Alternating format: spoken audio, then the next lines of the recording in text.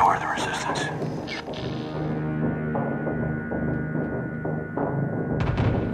Come with me if you want to live. Welcome to the now playing Terminator retrospective series. What is your mission? It is Judgment Day for the Terminator films as we at Now Playing watch and review the entire movie series. You can't do that. These conversations will be spoiler-filled critiques of the Terminator films, and as the films are R-rated, there may be harsh language as well. Win or lose, this war ends tonight.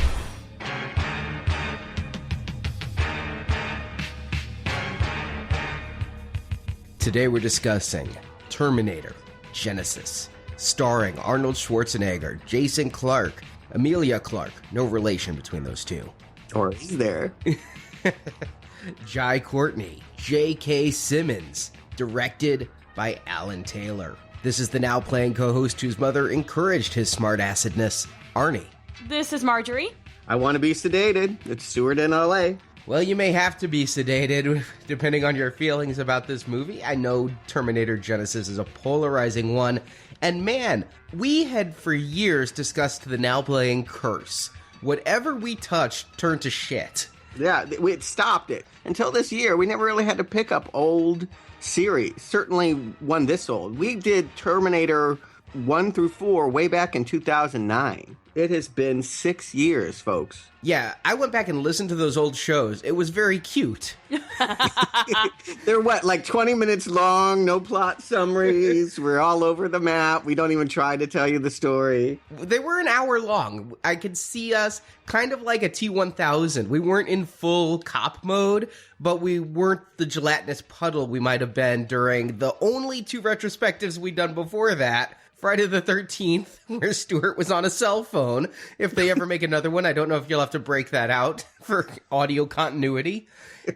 And then Star Trek. We had revisited Star Trek, but that was much sooner than Genisys. You mentioned Star Trek, and I gotta say, I was thinking a lot about that watching this movie. Not just because we recorded those shows way back when, but because they kind of do a similar thing here. Paramount decided to hit the reset button. I don't know if what we're discussing today is a sequel, a remake, or a reboot, or kind of all three. It really is. But I have to say, and this is important, having gone back and listened to my old reviews, I'm going to take off my clothes here. Uh-oh. Okay. He really is taking off his shirt. It's just kind of funny for him to struggle and keep the headphones on. Oh, pants are off. Okay, this is getting weird. I have to go back in time to 2009 and tell my past self, what the fuck were you thinking recommending Terminator Salvation? I think a year from now, I'll think it's fine. And a year from... we're going on record today. A year from now, you'll never pay it as much attention as you did today. And that's a good thing. I would feel bad if, based on your recommendation, that someone else goes and spends $10 on it in the theater. But hey, they've heard this podcast. They've heard me rip it apart. Then they've heard me say, if you have nothing better to do, and $20 burning a hole in your pocket. What the fuck is that?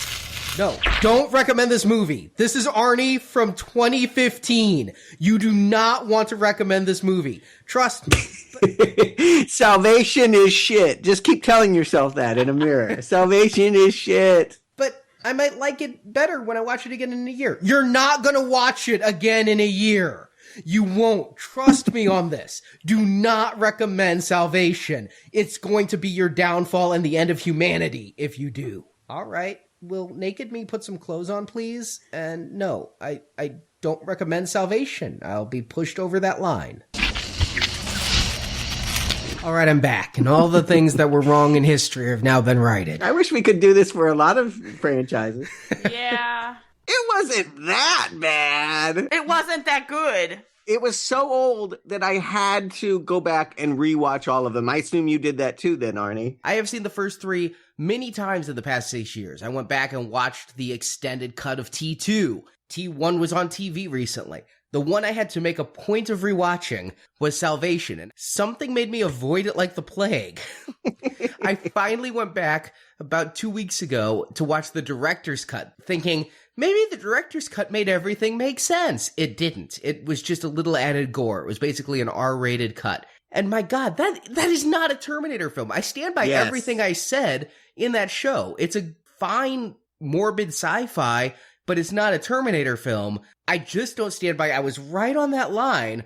I don't know why I went on the recommend side of that line when this should clearly be the not recommend of the Terminator series. Yeah, I went back. It wasn't that it was bad. It's just that it's not a Terminator movie. It's not good either. Let me stress. It's in no way entertaining. I was really bored both times that I saw it. It has no connection to your emotions, I gotta say. But more strange than that was how they relegated John Connor to like a background character, and it was all about some dude named Marcus and cancer research. It was, why would you do that? I mean, let's make the episode 7 about somebody on Cloud City that has to mop up after the stormtroopers or something, right? Let's just take side peripheral detours from the stories we love to tell backstories of characters we don't care about. Who concocted that? I have to believe there must have been a rights issue or something. I guess they were dealing with the fact that they didn't have the star of the movie, that Arnold was governor and he was beyond his Hollywood career and there was nobody to have a focus point because Arnold's gone. But they fixed that problem here, right? I mean, that was the one thing I guess they felt like they had to get back to their roots, to make a proper sequel. They had to go back to the original hardware, who's not particularly hard anymore. Arnold's back, for better or worse. I think you have to have him in the Terminator movie, though. Yes, he's the Terminator, but I think you need him in the movie for continuity. He's the one thing that, even though Sarah Connor has changed now and John Connor has been different people all along, and it's always Arnold. Yeah, I guess that's true. I guess it's what they're kind of doing with Star Wars, too. You know, they're going to get Harrison for this new one. Whether he continues, I don't know if Arnold wants to be Pops or if we really want a trilogy of Pops. But to make it authentic, where they're at with this franchise is they still have to appease the old fans, but clearly they also want to be reborn, tell a new story, get that new millennial generation that does not care about Arnold Schwarzenegger. I recently asked somebody at work what their favorite Arnold movie was. She was in that demographic, early 20-something. Want to take a guess? Kindergarten Cop? Close. Jingle All the Way. That was the one she knew. She grew up on that. I was like, oh, well, that says everything. Yeah, that was his bad period of movies. I have a soft spot in my heart for him. I don't know, because I guess I grew up with a lot of his action movies and then turning into comedies and things like that. So I've kind of got a soft spot in my heart for him. Yeah, people do. I don't have that soft spot. I admit these Terminator movies are gold, and he's great in them, or at least the first two. I went back and boy, those are unassailable. Terminator 1, Terminator 2, Judgment Day. Those are just great popcorn entertainment sci-fi movies. They deserve their rep, and they wouldn't be half the films without him. I give him those props. The rest of his career, maybe Total Recall, maybe a couple other ones. Last action hero I like, and there's quite a few. I mean, Red Heat. Oof. I admit there were some missteps. I consider Jingle All the Way one of them, although that's an eminently watchable bad movie. It's probably better than the sequel with Larry the Cable Guy. Maybe. That I refuse to watch. And it's why we'll never do a Jingle All the Way retrospective. Oh. My dog did something in the yard that was better than Larry the Cable Guy. Now my holiday plans are ruined. I want to, just because I've recently redone it, kind of go through the timeline again. I remembered how I felt about the movies, and that largely stood the test of time. Everything that I said about how I felt about the 4 movies, I stand by. But what I didn't remember is its take on the future and how each movie kind of looked at the ability to manipulate fate and destiny. Can we just kind of go through the world just to lay it out for people that may not have seen the Terminator movie in a while like us? Not only am I wanting to do that, I'm fully prepared. I wrote my own timeline, and then Entertainment Weekly did this hysterical article where they whiteboarded it. They literally had a whiteboard and put Post-it notes on it. And I'll tell you, by the time they took Terminator Genisys at the end, it's actually asking things like, when did Wolverine meet Stryker? Wow, I haven't picked up that issue, but it sounds like something I needed.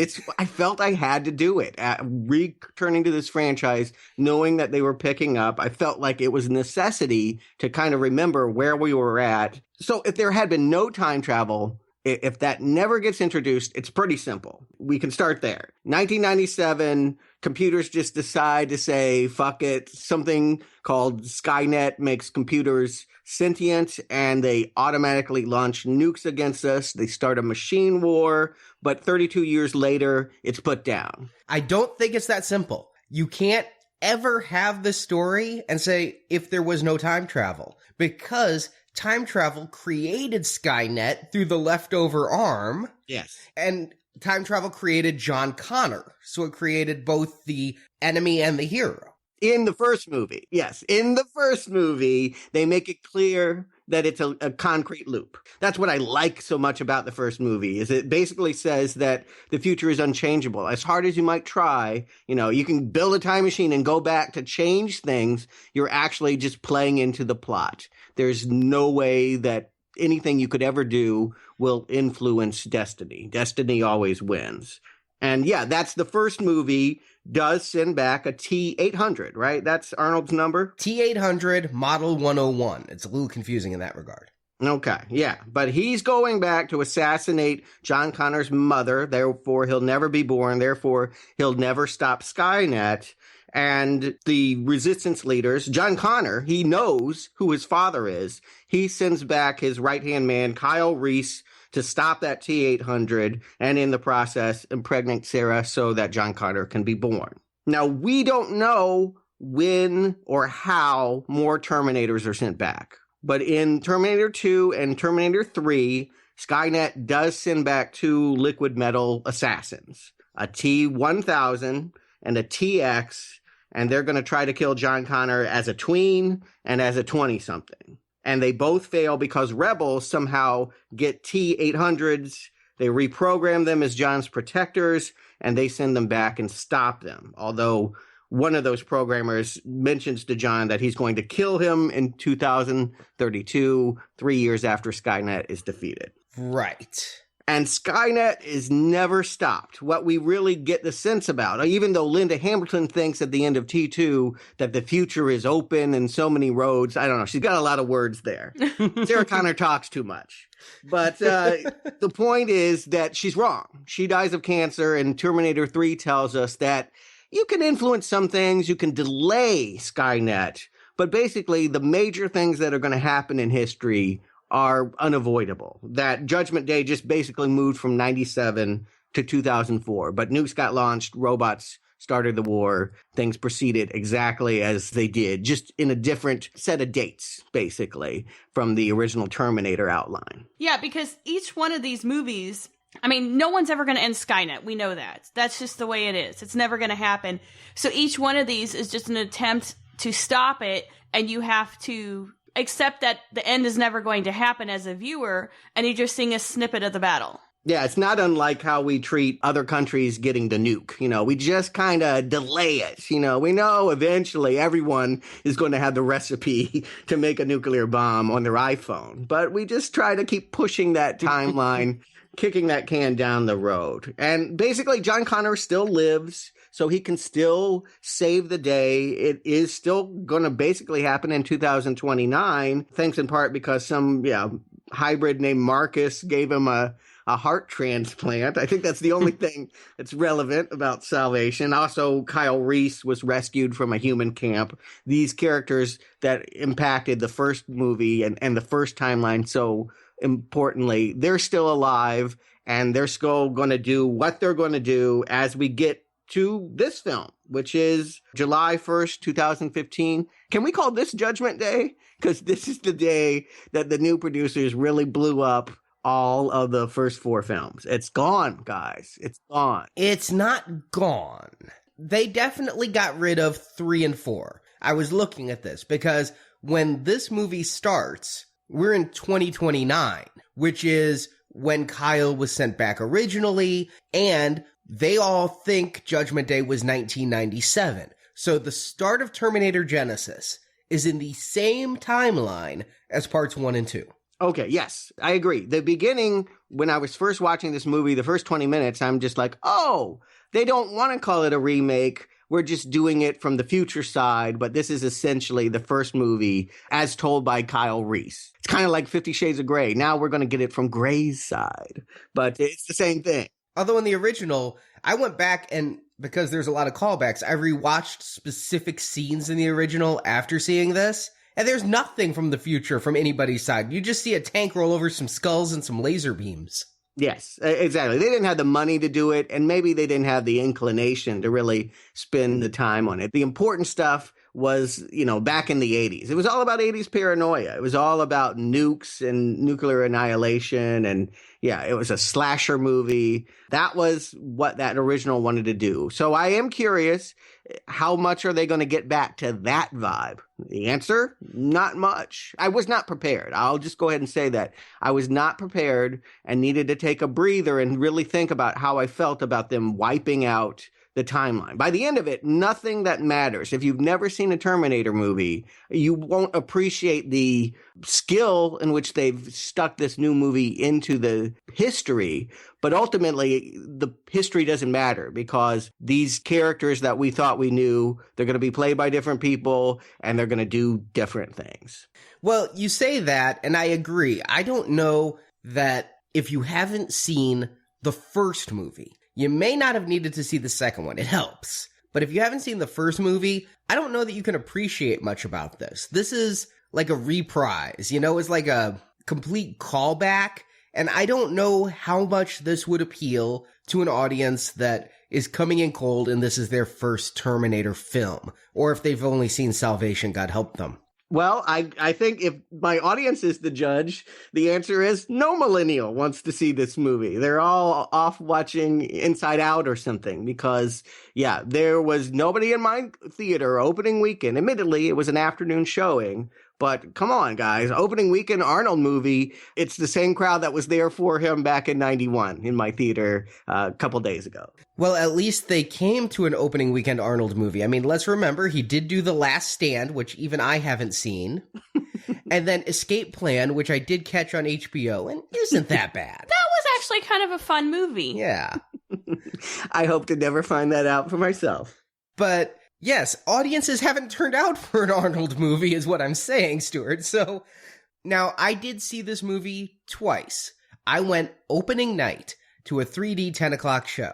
I'll state right now, the 3D didn't thrill me. And I expected it to be packed. There were a lot of stragglers coming in late, but they were all college age. I was probably the oldest person in the theater. Huh. And then we saw it again on a Saturday matinee, 2D this time. Looked just as good as the 3D, maybe a little better. And that theater was half full, half empty-ish. I would say it was a quarter full. It really was not that full. There were like 7 people in every row and we could seat 20. So yeah, a little less than half. And this time the crowd was very diverse. There were some kids sitting a couple seats away. Kids, I mean 20-somethings. Oh my God, I'm old. And they obviously knew the Terminator film. They wouldn't stop talking. But they hadn't seen a trailer for this movie, judging by their holy shits that came out of their mouth at certain points. Yeah, I had some old people that did that. There was actually a guy, when Arnold's name came on the credits, he was like, oh, he's still in this? What brings you to this theater? I think he was going with his son. It's 4th of July weekend. You're with family members. You drag people along that wouldn't have normally gone to the movie. I think it was probably someone that watched it on HBO back in 1985 and hadn't thought about it since. I saw it in 3D IMAX, and I think it was pretty good for 3D. I mean, I noticed it more in some scenes than others.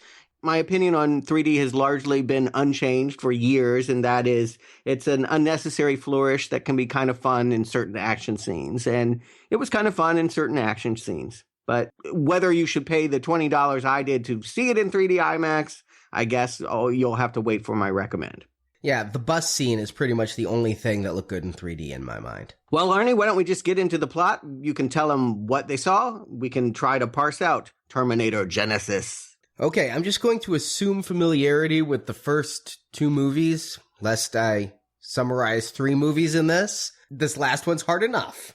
It's 2029, and the war between man and machine is almost over. The humans, led by John Connor, now played by Dawn of the Planet of the Apes star Jason Clarke, the 4th actor in as many movies, 5th if you count Sarah Connor Chronicles. Man, that's an ugly dude even without that scarf.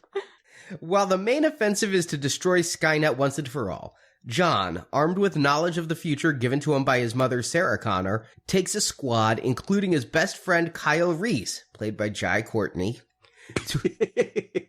Save it! I think my vocal inflection says it all. So John and Kyle go to another location where Skynet is trying a last-ditch attempt at victory, sending a T-800 back to 1984 to kill Sarah Connor. John knows a human must be sent back to stop the Terminator, as it always has been. And Kyle Reese is the one to go, as in 84, Kyle would father John himself. But once Kyle enters the time machine, a new form of Terminator, played by Doctor Who's Matt Smith, attacks John with a glowing white hand that kind of looks like Extremis from Iron Man 3.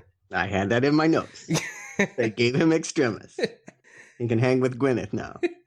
When Kyle and the T-800 arrive in 1984, it's a different 1984 than we saw in the first film. See, somehow, and the movie's not going to tell us how, a T-1000 was sent back to 1973 to kill Sarah Connor as a young girl, and someone else unknown sent a T-800, played by Arnold Schwarzenegger, to 1973 to save her. Sarah's parents were killed, and she's now been raised by the T-800, who she's nicknamed Pops. So instead of the soft Linda Hamilton waitress from the original film, this Sarah Connor, now played by Emilia Clarke, is a pistol-packing mama who saves Kyle from a T-1000 sent to 1984 by people I don't know for reasons I don't know. So after Pops, Sarah, and Kyle destroy both the T-800 and T-1000 in 1984, they tell Kyle their plan. Pops has built a time machine, and they plan to jump forward to 1997 to stop Skynet's launch. But Kyle has a new memory from this alternate timeline, and he remembers Skynet going live in 2017, not 1997. So he and Sarah strip down and jump to 2017, while Pops is to take the long way, living for 33 years, stockpiling weapons and preparing for their return. They do return and find that the Skynet launch is actually called Genisys. Not the game console, but basically an evil version of iCloud. Or a more evil version of iCloud. Depending on how you feel about iCloud, it might actually be an upgrade. But this links your phone to your computer to your car. But they're surprised to find in 2017, John Connor. He came back to time in 2014. See, the thing that attacked John was Skynet in a robot Terminator form.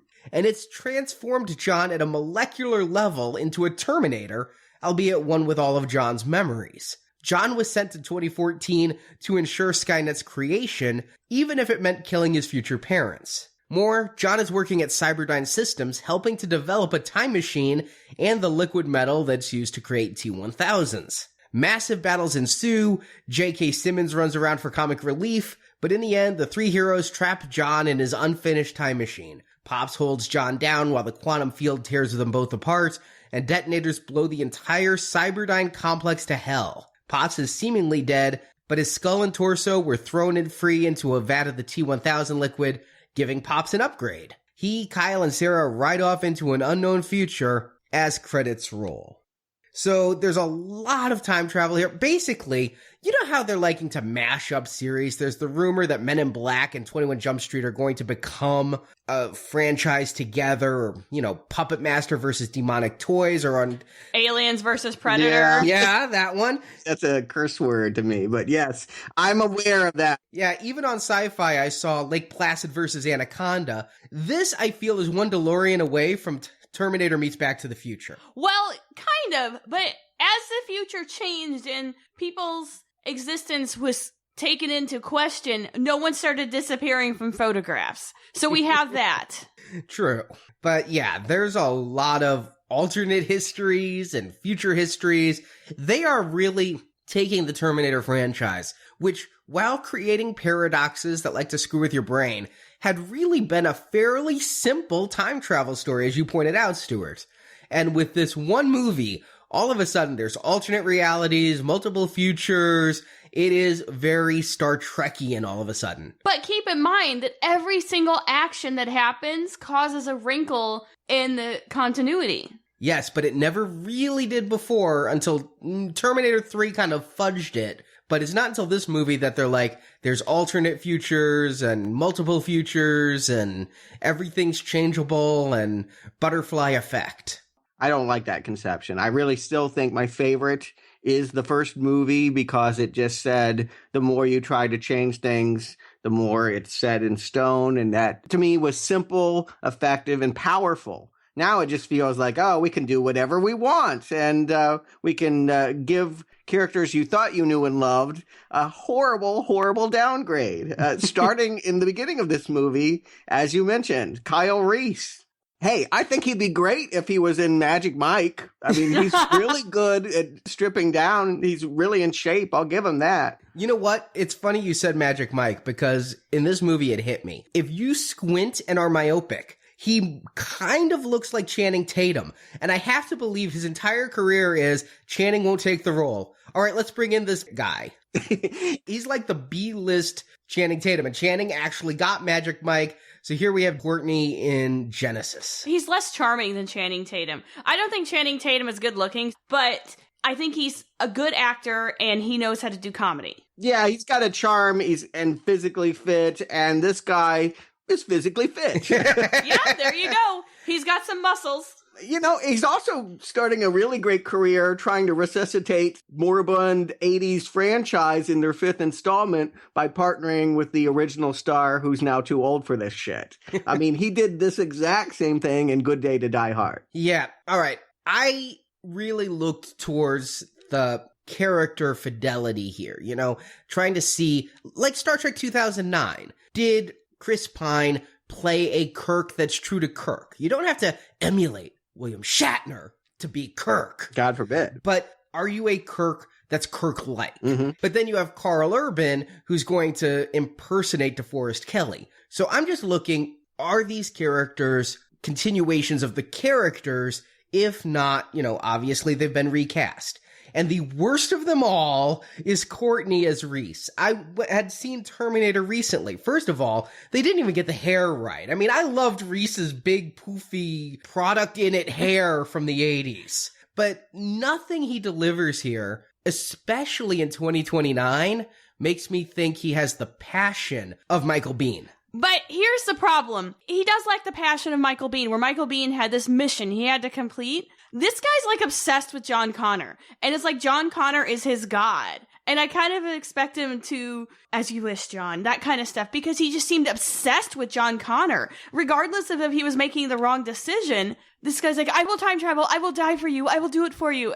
It's this weird deity worship. You know, he's horribly inarticulate because John knows why he's sending him back. He knows very well this is his father. But Reese does not know the role that he's playing. And so John puts him on the spot. He's like, I got a lot of guys that love my mom. Like, why should it be you? He's so bad at this job interview. I mean, he completely flops, right? He's like, you know why? I die for her. Like, yeah, they'd all die for her. I don't know. I got a photo. They're nothing like the War Boys who would die for Immortan Joe. Yeah, he lacks conviction as an action hero, and certainly if they're trying to make us think about Michael Biehn and the original actors that played that, it's not going to stick. But that criticism is not going to be limited here to Jay Courtney. I feel that way every time we see someone from the past and they've been recast.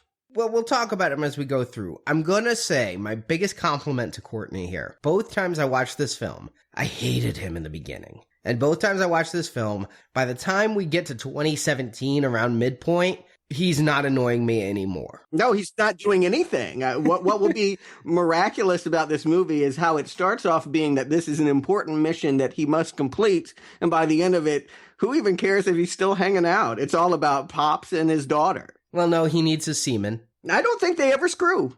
They don't, but they need... We're going to talk about it. Yeah, I think you're wrong on that. I actually think in the world that they're creating, John Connor is never born. Or is John Connor always born? It hurts my head, as Jai Courtney says in this film. But yeah, we start in this 2029 seeing what we'd never been able to see before. It was shown, well, I guess kind of Terminator Salvation. And here is how I know Terminator Salvation has been stricken from the history books. This whole thing is narrated by Kyle Reese doing the Sarah Connor-like voiceover, and he's so bad at it.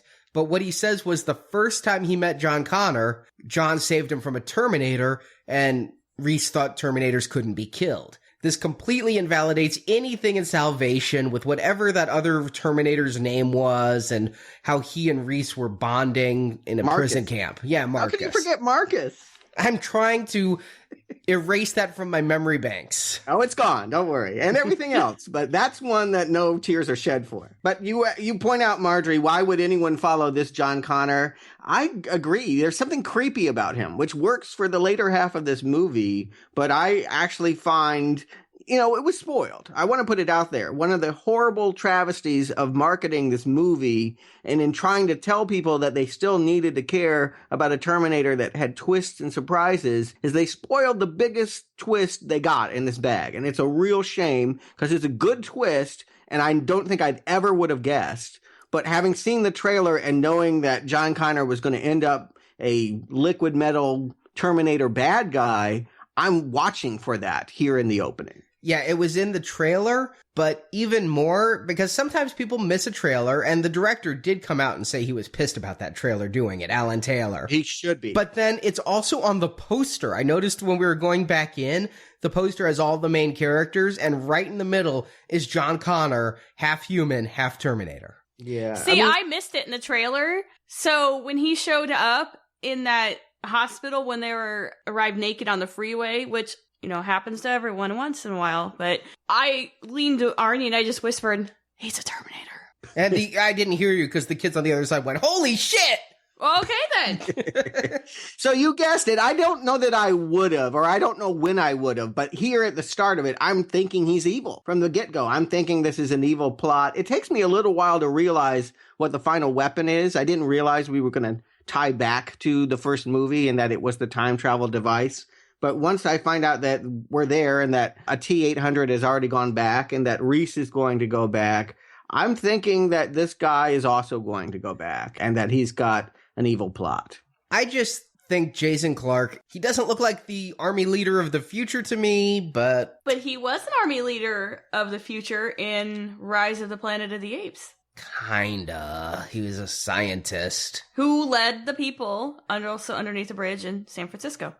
He keeps getting cast in these roles, though, for reasons I don't know. Zero Dark 30, White House Down, But in Zero Dark 30, he is not necessarily a full-on military guy. He's a torturer. And he plays that calm, almost like parental role really well, where he's like trying to reason with you and you don't listen to him, and so you end up in the hot box. I think my beef really comes down to, and perhaps this is unfair of me, but his face is doughy. Even though he's got a lean body, he's not very muscular, and his face does not look like one who's seen combat. He looks very well cared for in the skin, despite what fake scars you put on him. So whenever they do a close-up of him, I just think this guy is not living the rough life in the future. Even Courtney pulled it off better. Yeah, the reason why I give him more of a pass than Kyle is because I have no iconic association for John Connor. All apologies to Christian Bale, but I don't think we've ever seen a definitive portrayal of John Connor. There's not one image of him in my mind that says, oh, that's him. He's either that bratty kid or that dirty 20-something or Christian Bale yelling at the grips. But I never have really seen John Connor for John Connor. He's always just been a background character. He's always been the MacGuffin. And so if this is the guy, this movie, okay, I don't care. But Kyle, I got to say, that one is distracting. See, I think Edward Furlong is the iconic John Connor because he's from the most successful movie in the franchise. He's the one everybody knows. And admittedly, they would have done themselves a favor to get Edward Furlong back because everyone wants to see him beat up now.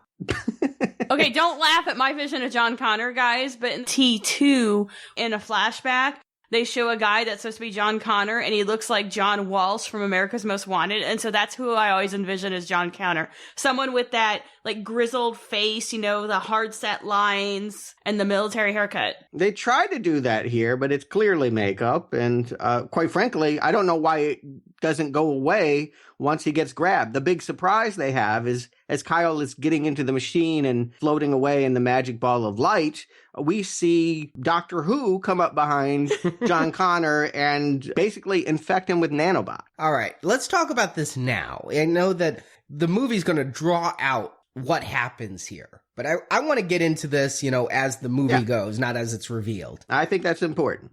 Okay, so in 2029, the Army just brought down Skynet, but later we find out that Skynet has made himself a robot or a Terminator. He's personified in some way. Did he evolve? Perhaps. But where did he come from? I don't think this is 2029's Terminator. I think this is yet another alternate timelines Skynet that has come here. I mean, we get a flashback later on because we see him grabbed at this scene and then Kyle's off to 1984. But there's a whole bunch of other military people around. And second of all, we later see a time machine can handle more than one person. Why didn't they just send back an army and get like 8 soldiers in there to go against the Terminator? No one said that John Connor was a good leader. Actually, everyone said John Connor was a good leader. But it's proven not to be. Well, they didn't know. Admittedly, it takes some balls just to get into a machine that you've never seen work before and be like, okay, lightning's going to strike my naked body and I'm going to be back in 1984. Sure, I think Kyle is the guinea pig. But this is when Skynet reveals itself, and later we see a flashback. Skynet kills all the other troops there, except John Connor, who's laying on the ground. This infection process isn't quick, and it isn't painless. And you see Skynet talking to John, and he goes, I've come a very long way to stop you. Come from where? A long way. I mean, he obviously didn't just come from Colorado and the Colorado offensive on the mainframe. The TARDIS. Yeah, he knows so much about the timelines. He knows how everything has gone down, and he keeps saying things like, you always do this. So he's seen more than 2 timelines. He has seen endless loops of time that I think is going to be more explained later on. But the way he keeps speaking so authoritatively about what always happens, and fate is going to make things happen, that it's just inevitable. He's seen it happen again and again. One of the things this movie says is time has momentum. John Connor says this later on. And that while details can be changed, things will continue to happen. I think Skynet's seen maybe 200 of these cases where Skynet loses, and hence why it's evolved, as Marjorie said, into this concept and why it's taking on this totally new tack. And perhaps this Genisys isn't necessarily a Terminator as we know it, but maybe something that can move through the folds of time and see all these things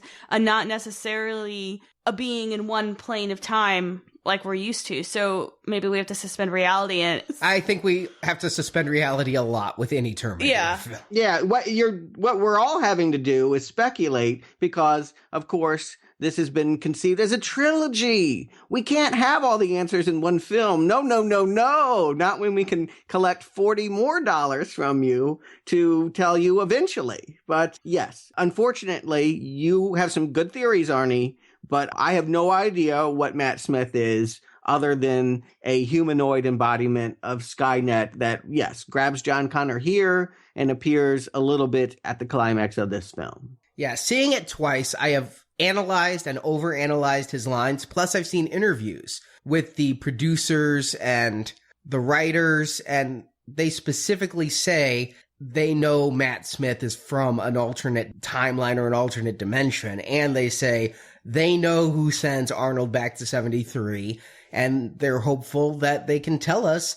So yes, that's what happens at that moment, and it creates an alternate timeline. So somehow Matt Smith grabbing John Connor created something that happens elsewhere to send 2 Terminators back to 1973. And how they knew where Sarah Connor's summer home was is really confusing, because in the first one they said all records were destroyed. But maybe in this new timeline of the future, the records weren't destroyed because it was linking into every cell phone's address book. Did you catch the reference for the Big Bear Lake cabin? No, what was it? That's actually a callback to the first film. If you recall, when Sarah called her mom, when the Terminator was looking through her address book, you saw the address Mom's Cabin at Big Bear Lake. Very cool. I had no idea.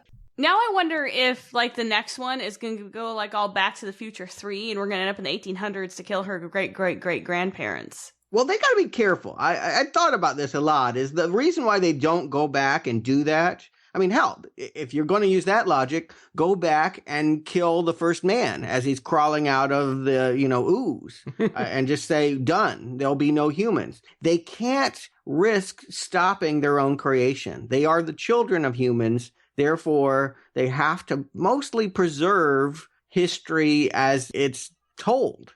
They risk destroying themselves if they change too much about the past. Possibly.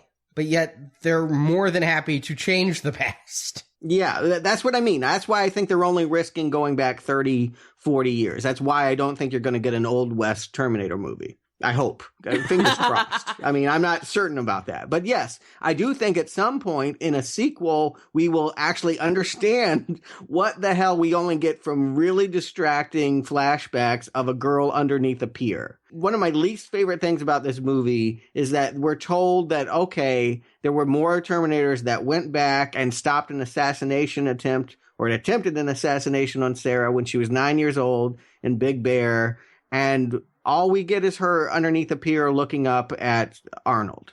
We will never understand more than that if we stop at this movie. And I really want to understand how they, in 1973, stopped a T-1000. I didn't see any magma at the lake house. I didn't see any acid at the lake house. T-1000s are pretty damn hard to stop. Yeah, good point. Yeah, we talked about that in T2, that we just didn't think that there was anything. It basically is nearly indestructible, which is why you would want to send back a T-1000. The fact that they keep sending back Arnold's is just hilarious to me. I'm like, you guys got to send the good one. But they don't have a good one. They have to deal with what they can capture on the battlefield, so they've got him. Maybe a few of them, I don't know, but that's, the Rebels don't necessarily have the top-notch equipment. My question for you, since we're talking about the hows of things, is that we knew that Arnold and a T-1000 went back to 1991 or whatever it was, the mid-90s. 1994. Yeah, exactly. John Connor needed to be a little bit older. He had to at least be 10 there. But are these the same ones? We never found out who sent Arnold and Robert Patrick back to Terminator 2. Could, in an alternate timeline, instead of going back to the 90s, those exact same robots go back to the 80s or the 70s?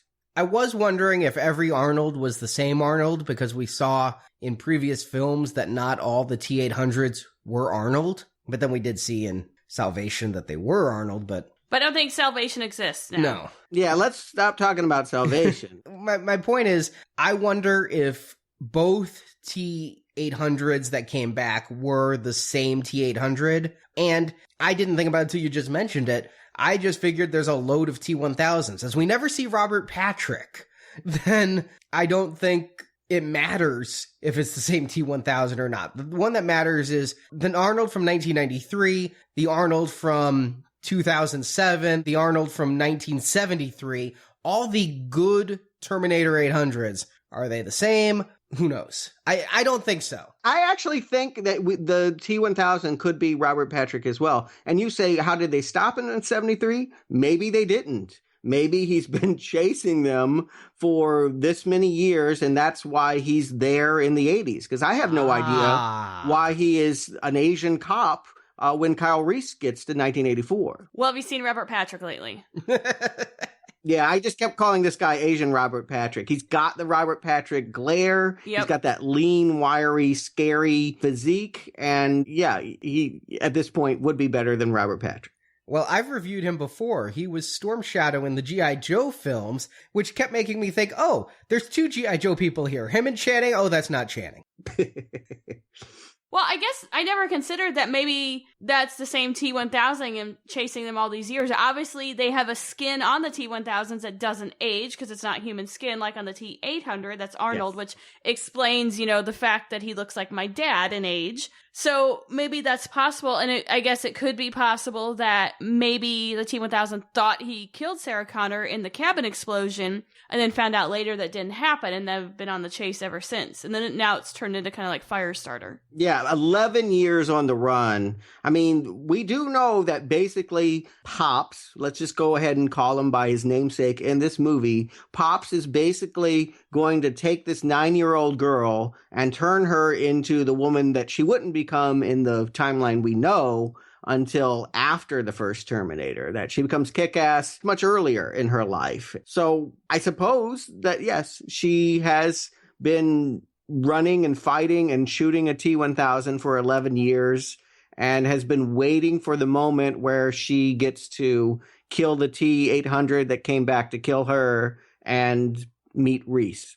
Yeah, that makes more sense because we saw the T-800 come back in time. We saw the big glowy ball of electricity. And might I just add, the biggest compliment, my favorite thing about this film is the way Alan Taylor lovingly recreates those scenes from the first Terminator, down to the garbage truck that opens the post-credits of Terminator 1. You get the garbage truck, and the T-800 shows up naked and then walks over and looks over the Los Angeles area. I think that the new punks are no Bill Paxton, but... Yes. Yeah, I mean, you could say that it's a loving recreation, and then all of a sudden you hit a wall and you're like, ouch! That's not what I remember at all. That's the danger with playing with nostalgia, is when you don't recreate everything, there's glaring omissions like Bill Paxton.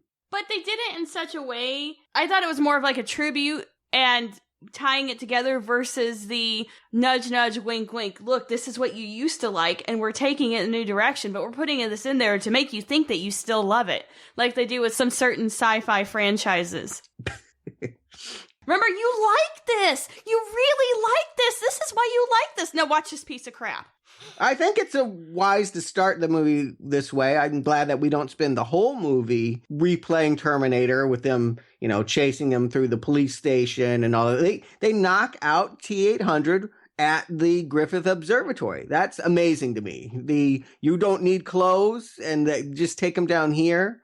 That was a shock. I wasn't expecting that. I wasn't either. And I really like this. And I got to give them serious props. They pasted Arnold's face onto another guy so well. And I was reading behind the scenes. They were measuring people. They knew Arnold's bodybuilding measurements from 84. They found somebody within a quarter of an inch of all the body features, every arm, pec, and then they digitally pasted the face on. And amazing job. It's like you have young Arnold back. Yeah, I thought it was a pretty convincing effect. And I mean, this is the kind of thing this is built for, right? Old Arnold versus young Arnold fighting each other. That's exactly the metaphor to take here. It's like, how is Arnold going to compete with his former self and his former glory? How is he going to win? The answer is he needs help.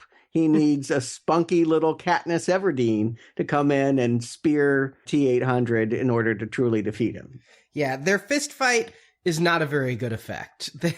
There's a lot of CGI going on, and it never feels real when the two of them are punching each other. But yes, old Arnold, he's aging in the skin. I'll go with that explanation. As human tissue, it can age, sure. But this whole movie, I got something really big from this, especially the second time, is this is Arnold's version of Red. I'm so used to Bruce Willis playing the I'm too old for this shit action hero. But this is Arnold's time to do it, and it's, again, the baby boomer mentality. The people who were young adults when the first Terminator came out are now feeling old, but damn it, they're the ones with the money. They're not obsolete. And I think this does it better than Red because Arnold teams up with the youth versus what Arnold knows is right and what the kids do is wrong the entire movie. But it's that same premise. I think this is really trying to appeal to the retiree set and to the 20-something set by having the cast it does and the way it tells its story. Yeah, it's trapped by that. I don't actually see that as a creative choice.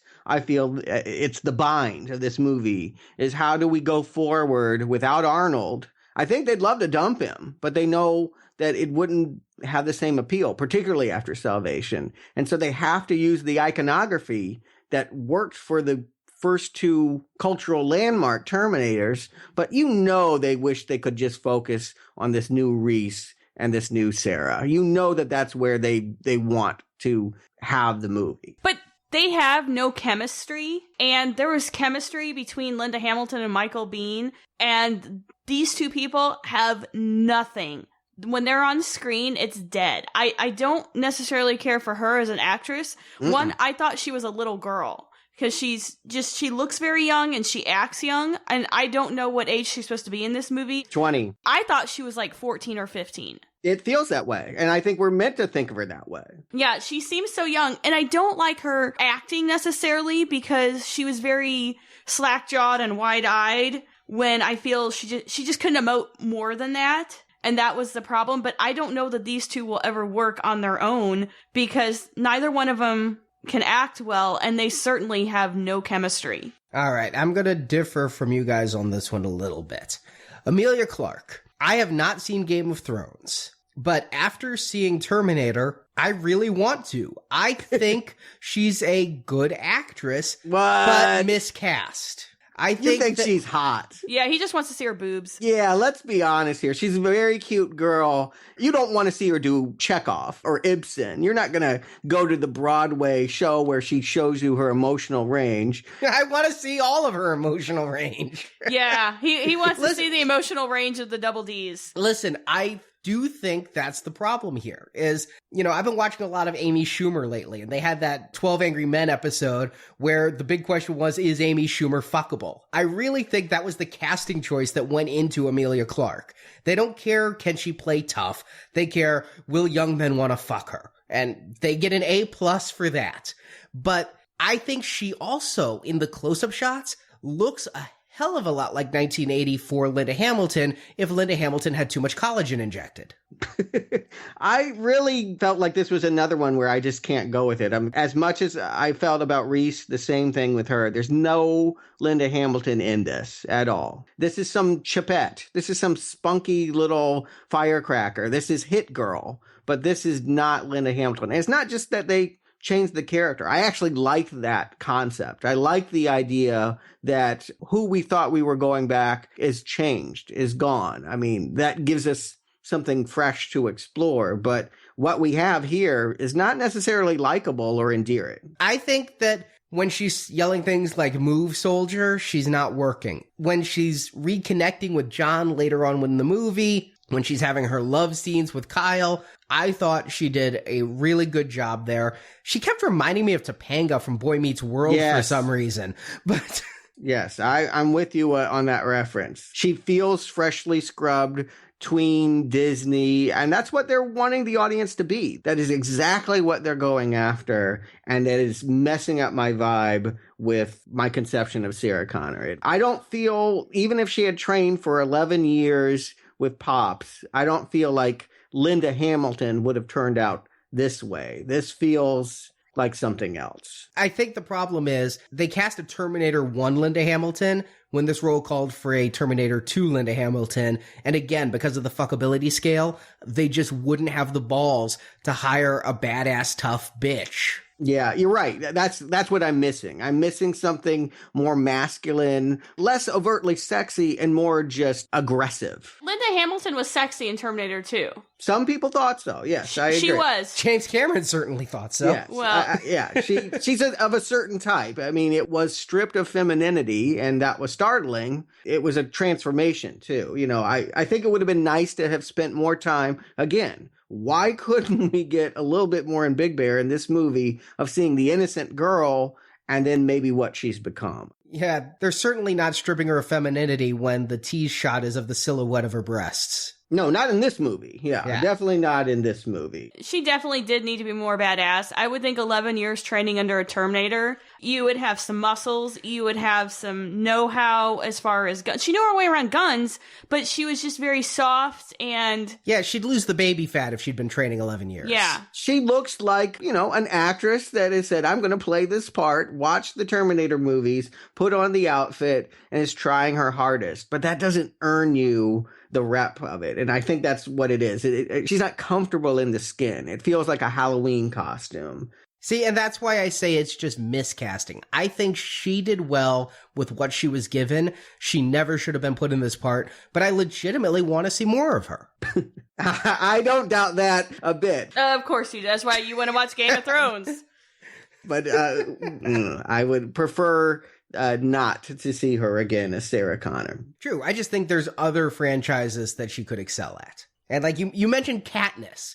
And yeah, she kind of has that Jennifer Lawrence kind of vibe, only without the toughness. Yeah, Jennifer Lawrence actually has an entirely different persona when you see Hunger Games, but the character is the same. I deeply believe that right now Hollywood believes if you're going to put a teenage girl in something, she needs to have a bow and arrow, and that they're going with that type because they know it makes money here. And so, yeah, we have Katniss Everdeen and Magic Mike pretending to be the characters that we know. And it is obnoxious. And I don't get any thrill from the cleverness of flipping the script. When she comes and saves Kyle by busting through the department store and come with me if you want to live. Isn't it funny that she's saying it and not Arnold? I'm not laughing about that.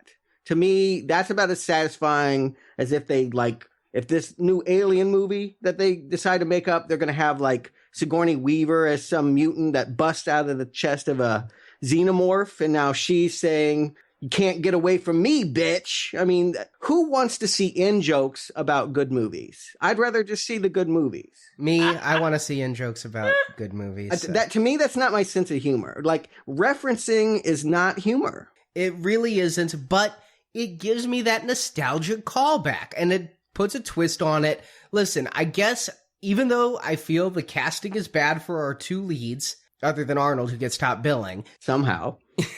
For clearly what's a supporting role. By the way they do this 1984, they've won me over, and I'm having a good enough time that the callbacks still seem to me like the twist, like the T-800 versus T-800 fight. It's like that kind of a callback. It's not a Family Guy, ooh, I made a reference, now you laugh kind of thing. But it makes sense since she spent over a decade with the T-800. That was his line. Perhaps he still has that programming. Well, that was his line in a future that hasn't happened. Maybe he said it in 73. Maybe in his programming, though. Yeah, you're right. It could be. Maybe my whole problem is simply that I'm old and I remember things a certain way, and they're trying to tell me to remember something differently. That's hard to do. When you have an iconic presentation of something, to have it recast, I mean, this feels like a remake with inferior actors, and I'm just struggling with that.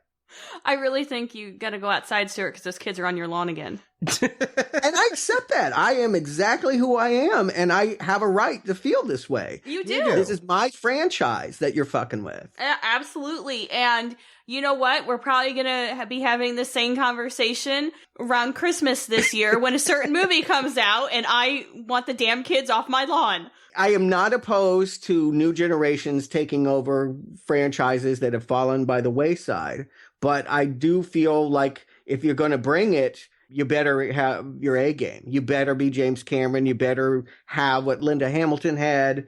It's troubling when the best performer here is Arnold Schwarzenegger. Yeah, well, J.K. Simmons actually wins. He's not here yet. No. I'll give you. He's fun later. So I'll agree, but just disagree with the feeling I'm having. I mean, we had this discussion with Star Trek 2009, and we had this discussion very recently with Mission Impossible 1 about how they try to modernize franchises for the audience and how the old audience compares to the new audience. And yes, I think this happens to everything we love as we get older, if the franchise is to continue. And yeah, if this was Star Wars, I might be a little butthurt, but I don't hold Terminator as precious, so I'm okay with this retread. And I'm just saying, already, by going back to 1984, doing what they've done, given the fun retellings of certain key moments, I mean, not just the T-800 fight, the way Kyle Reese robs the pants off a bum and then runs from the cops and then hides in a department store, but now he's fighting a T-1000. I'm enjoying it. And so while I agree the casting is bad, I'm having a good time. Yeah, I think you can go two ways with it. You can either go with the flow or you can fold your arms. And I kind of am doing both. At one hand, I don't want to go here. I want to make it clear. I don't want to do anything that this movie is doing. If I could hit stop and leave this movie theater, I probably would, because I just don't want to play this game. But since I have to, since that's what I've been asked to do, and since I'm hoping that it will open up the possibilities of a new sequel, then I will go with it. You know, like, my hope is by going through this retread, if they can in fact change the future,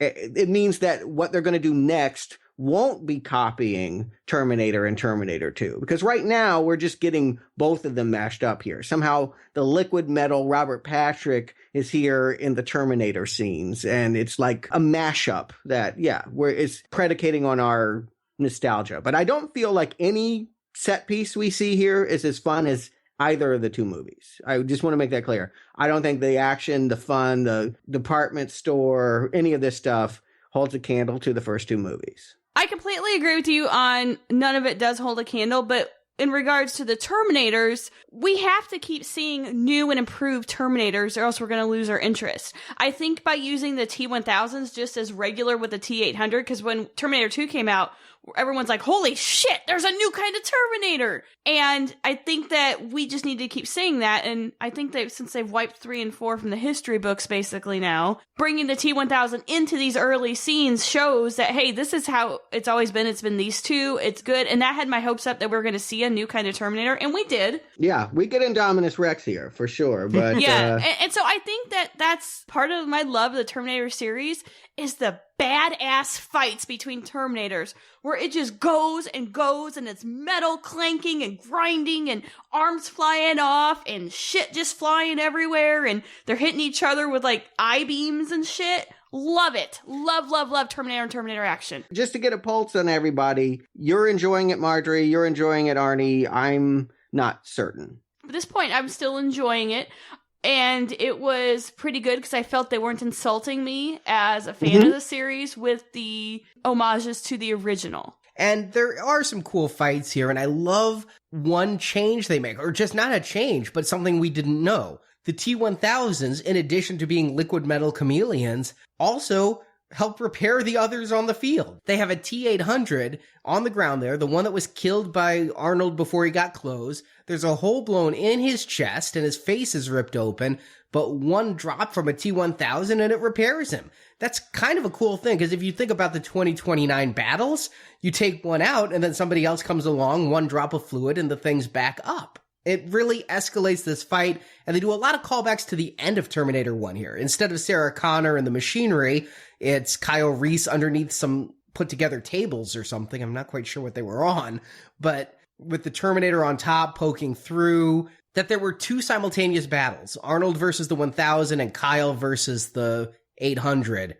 I was having fun. Yeah, but I mean, again, I feel like when something is always referencing the past, at some point you're just like, well, why don't I just go watch the thing in the past? I don't feel like this stuff is better than what got done. You know, to have her faced with two Kyle Reeses where it used to be two Sarah Connors, you know, one liquid metal and one a real one, and guess which one's which. Is that clever? I don't know. I don't feel like it's anything more than a greatest hits album. I already bought this album 20 years ago. But I consider this a strong foundation to tell a new story. They're paying respect to the old one. They're doing a montage of the first two films, completely ignoring 3 and 4, all smart moves, and then they're going to take it in a new direction. If this was the whole movie, I'd be pissed. Yeah, that's exactly what I'm feeling. I'm not, pissed is too strong a word, but I'm feeling like, I hope this is not the whole movie. And the good news is, it isn't. They will stop this referencing in 1984, and they will get to a future, our future, 2 years away. 2017 is where we're going to go for the second half of this movie. And I'm very grateful that they attempt to do that. I recognize that they needed to go back and reassure people that this was still Terminator by doing Terminator things. But honestly, the more you try to make me think about the past, the less likely I am to embrace what you're doing. You got to be creative. You got to bring something new. And that's what I'm lacking here is I'm seeing a remake with inferior parts. One thing that always bothers me in time travel stories, and it's really the case here, is the rush to time travel. They take out the T-800 and the T-1000, and they needed the T-800's memory chip to power the time machine Arnold built. There's no circuitry in 1984 good enough. And now they must immediately jump into the time machine. But Sarah and Pops think they need to go to 97. Kyle says, no, it's now 2017. I'm like, why not go get a cup of coffee and talk about it? You're not in a hurry. Yeah, I mean, later they make that nerd joke that I think is very apropos. What do we want time travel? When do we want it irrelevant? I mean, yes, you have time. You can take all the time in the world to decide the best. Why can't they stop Skynet in 1984? Like, it seems to me you don't need to go to the future if all the elements that are going to create the future are right here today and in front of you. I mean, they could just go find the people. They could find Dyson right now. Yeah, there's two things they could do. They could find the people responsible for Skynet, kill them when they least suspect it, because I guarantee you Miles Dyson's probably not expecting it at MIT in 1984. Yeah, he's a gawky, like, freshman nerd or something like that, trying to get a date at a kegger. Pow, it's over. Two, the other way they can stop it, don't have sex! Don't get pregnant, Sarah Connor! She didn't. I actually think that they tell us that. They didn't mate. I want to be clear. This 1984 world that we're in, there's no waitress Sarah Connor off somewhere else. It's not like in Back to the Future 2, where they go back to the 50s and there's two versions of themselves. This is the only version of Sarah Connor in this timeline. And she's this badass since 9. And yeah, she's not having sex in 1984. That's what I was wondering. Is Sarah Connor a virgin? I would kind of think she is. Quite possibly. I know that you're thinking about these things, Arnie. But, okay, if her and Kyle Reese never, ever, ever have sex and never, ever have a baby, then there's no John Connor. No, I think what we're told here is that this John Connor is lost in time. He is a remnant from a different timeline. And in this world, there was no John Connor until he inserted himself. So how he did that, how he got to this version from the other one, I don't understand, because they're withholding that part of the story in the future about what happened to John Connor and how he got to the part where he is now. See, there are a lot of theories about time travel, but one of the most prevalent is taking the Back to the Future theory. If you travel back in time and your parents stop having sex, you don't wink out of existence. You don't just disappear. You would stay there. And so, yeah, that John Connor from 2029, because he traveled back to 2014, no matter what, he'll still exist. I mean, think about, they go to 2017. If they have sex in 2017, John Connor's 12 in 2029. The way that I took the rest of this movie is John Connor has never been born in this world, and that what we have is the enemy. You know, she'll eventually say, that's not my son. This is not connected to me. She hasn't made the choice to be with Reese. That is sort of her arc here, and I do like that. Is that here's a character that's been told what to expect in the future. I mean, talk about a parent that, you know, has got rules. You must do this at this time. We must be here at this point. We have to do all of these things. She has no free will. And so she never gets to choose what she wants to do. I do like that this movie ends up being about her creating a future where she can make her own choices, even if it is to sleep with this lughead from the future. Yeah, that's the thing, is I think she's making her own choices, but throughout the movie, we do see them fall in love. And again, her performance sells that to me. I think that in Really?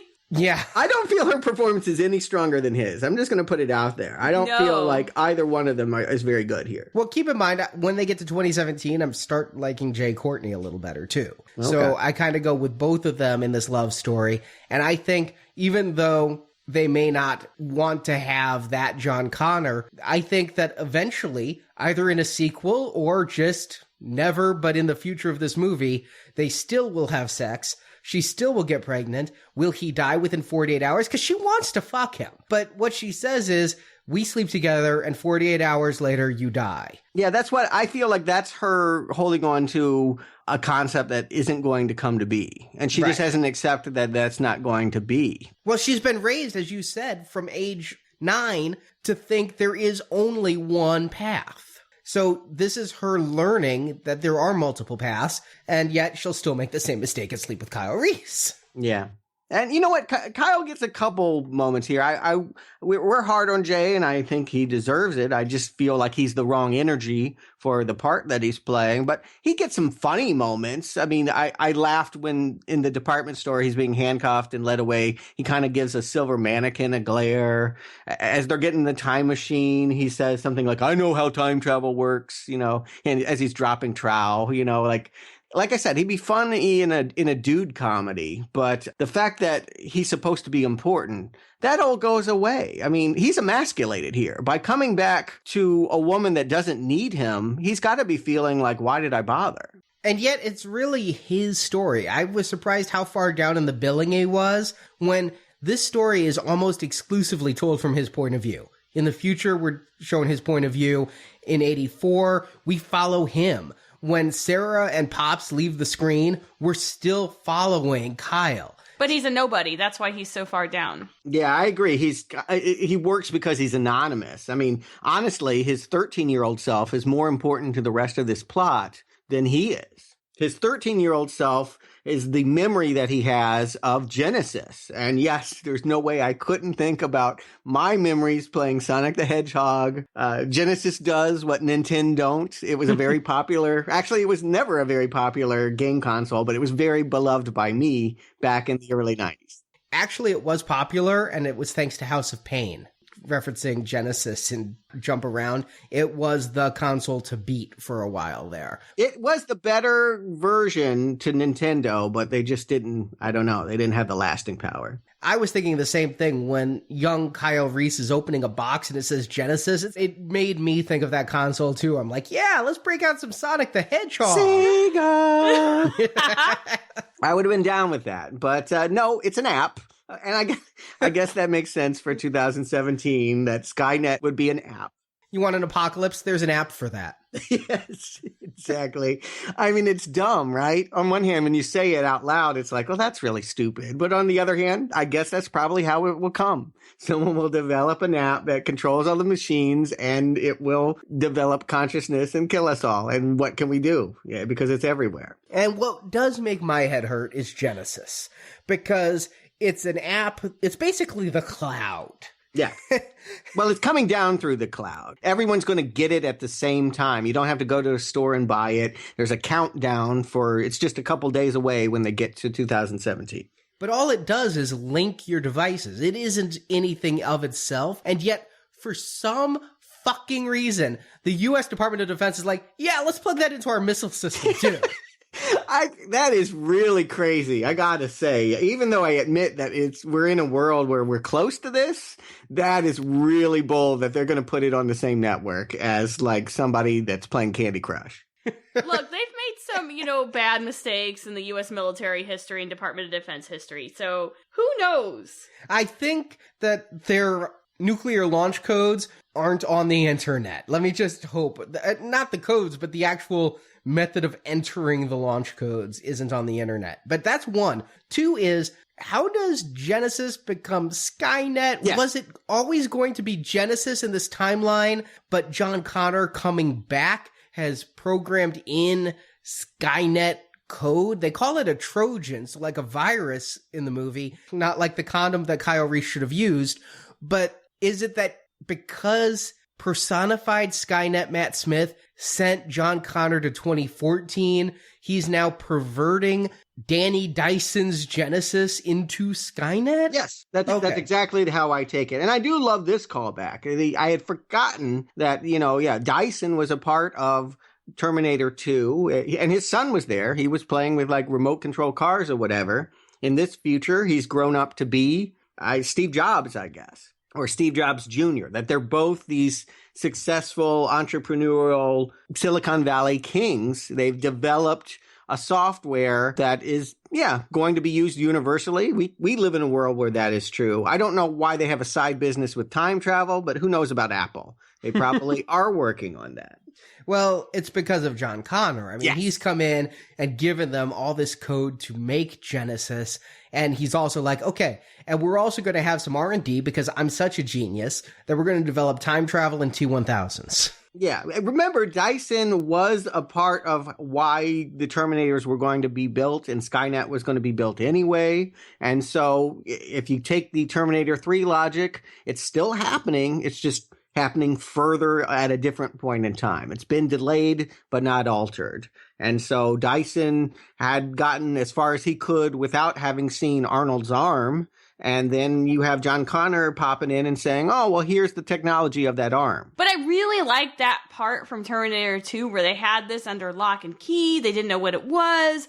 They knew it had these amazing materials in it, and they were trying to research to see what it was and what it could do, versus some guy coming in from the future who's really good at coding from the future and making it all happen. I really like the fact that we had essentially caused our own destruction in Terminator 2 because of advancement and curiosity. Yeah. Here it's being implemented from a future evil computer. Yeah, and I don't really care for this part of it too much.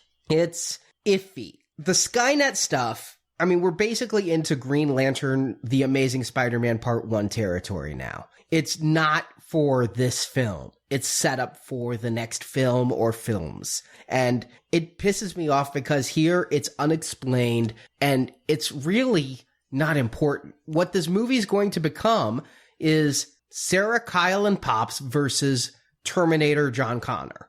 And that part is actually kind of fun in a Terminator on Terminator way, like Marjorie described. But whenever Skynet shows up, first of all, it's a little creepy. I don't know that Tim Cook would show up at the developers conference and say, our iPhone 7 wants to talk to you, and then have a creepy child that says, we're changing the future together. Oh, that's just wrong. I don't think that this would be so popular if that was the mascot. I just want to say I wouldn't want that app if that was what the app was going to look like or to speak like. And they did this in Resident Evil. The evil little girl was the voice of the computer. I mean, here it's a little boy, but I do think every word in this is loaded. The boy says, we'll change the future together. And people take that as his tagline when in fact he's saying, yeah, we're going to make it so Skynet wins. Yeah.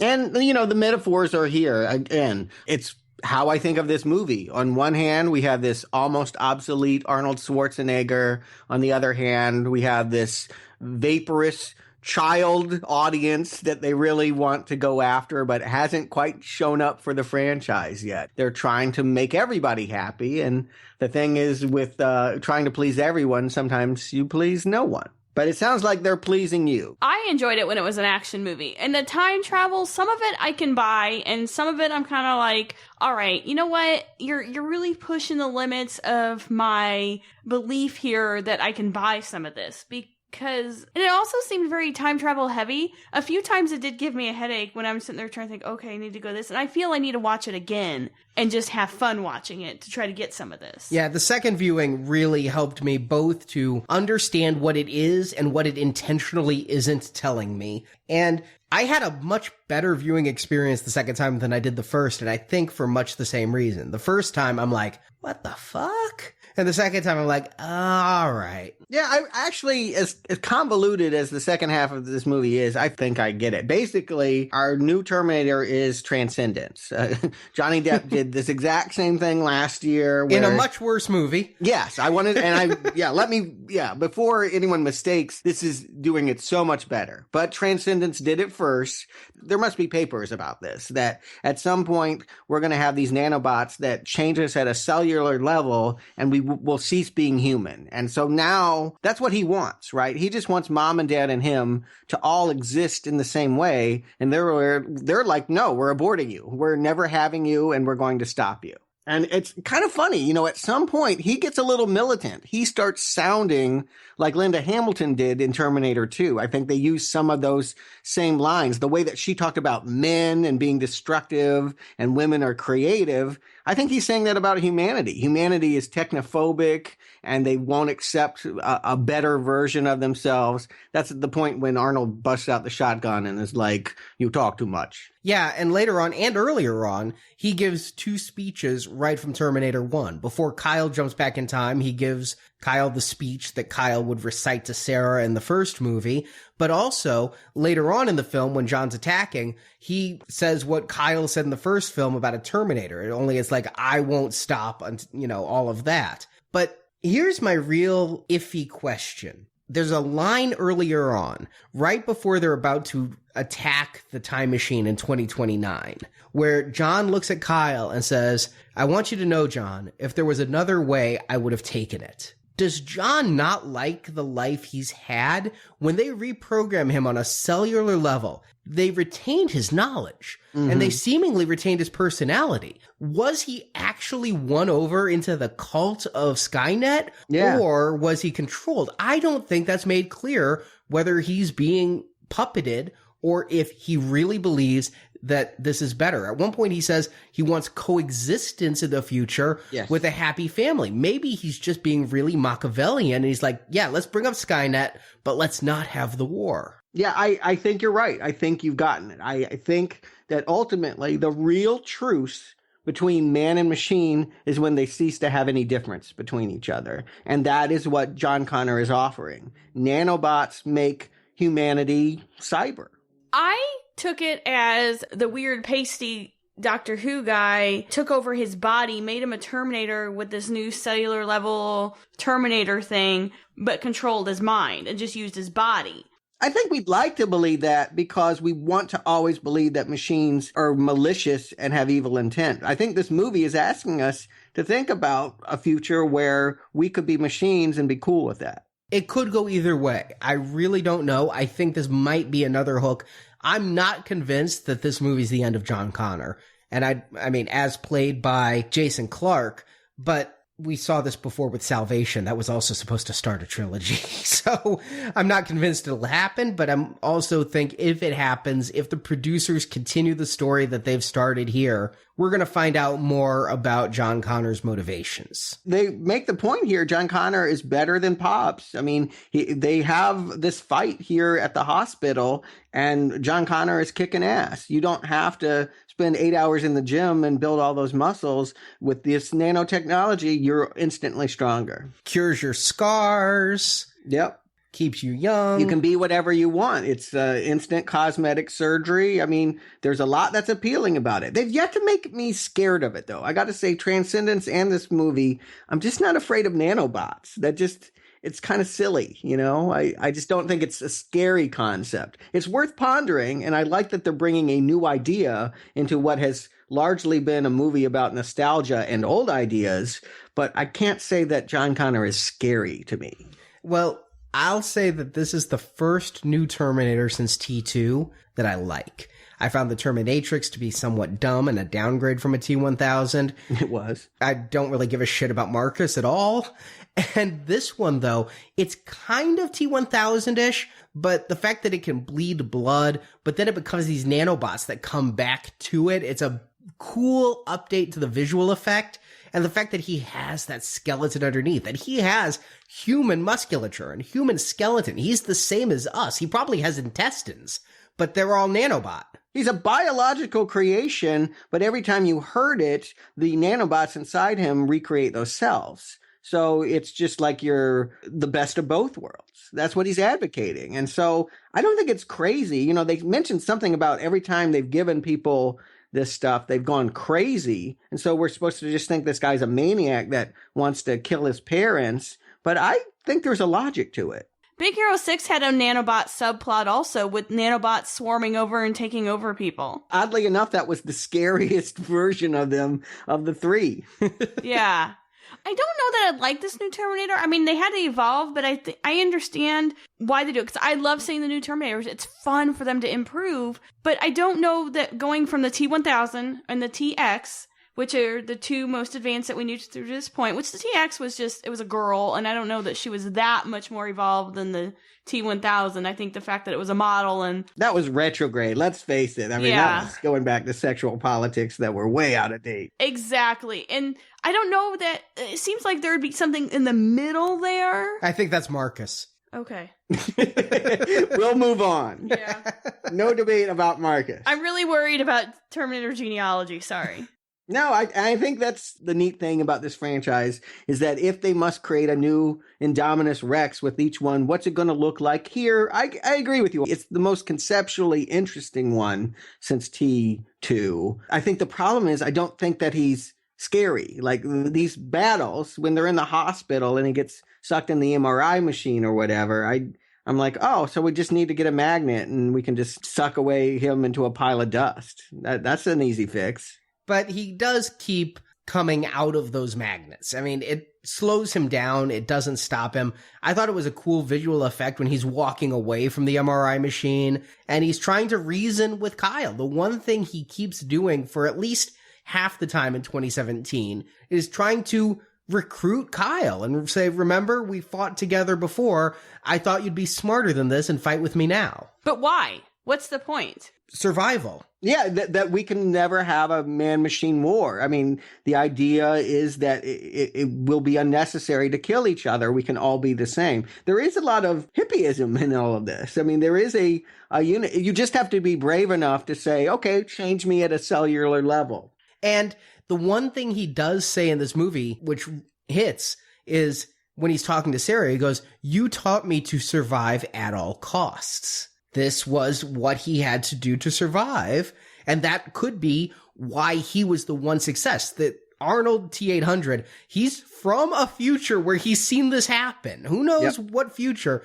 But he says all the other subjects died. Probably all the other subjects resisted. But John Connor is a survivalist at all costs, which doesn't make him a good guy. This is the first one where John Connor isn't our Jesus savior. It's, I'm going to survive, not humanity is going to survive, and this is how he chooses to do it.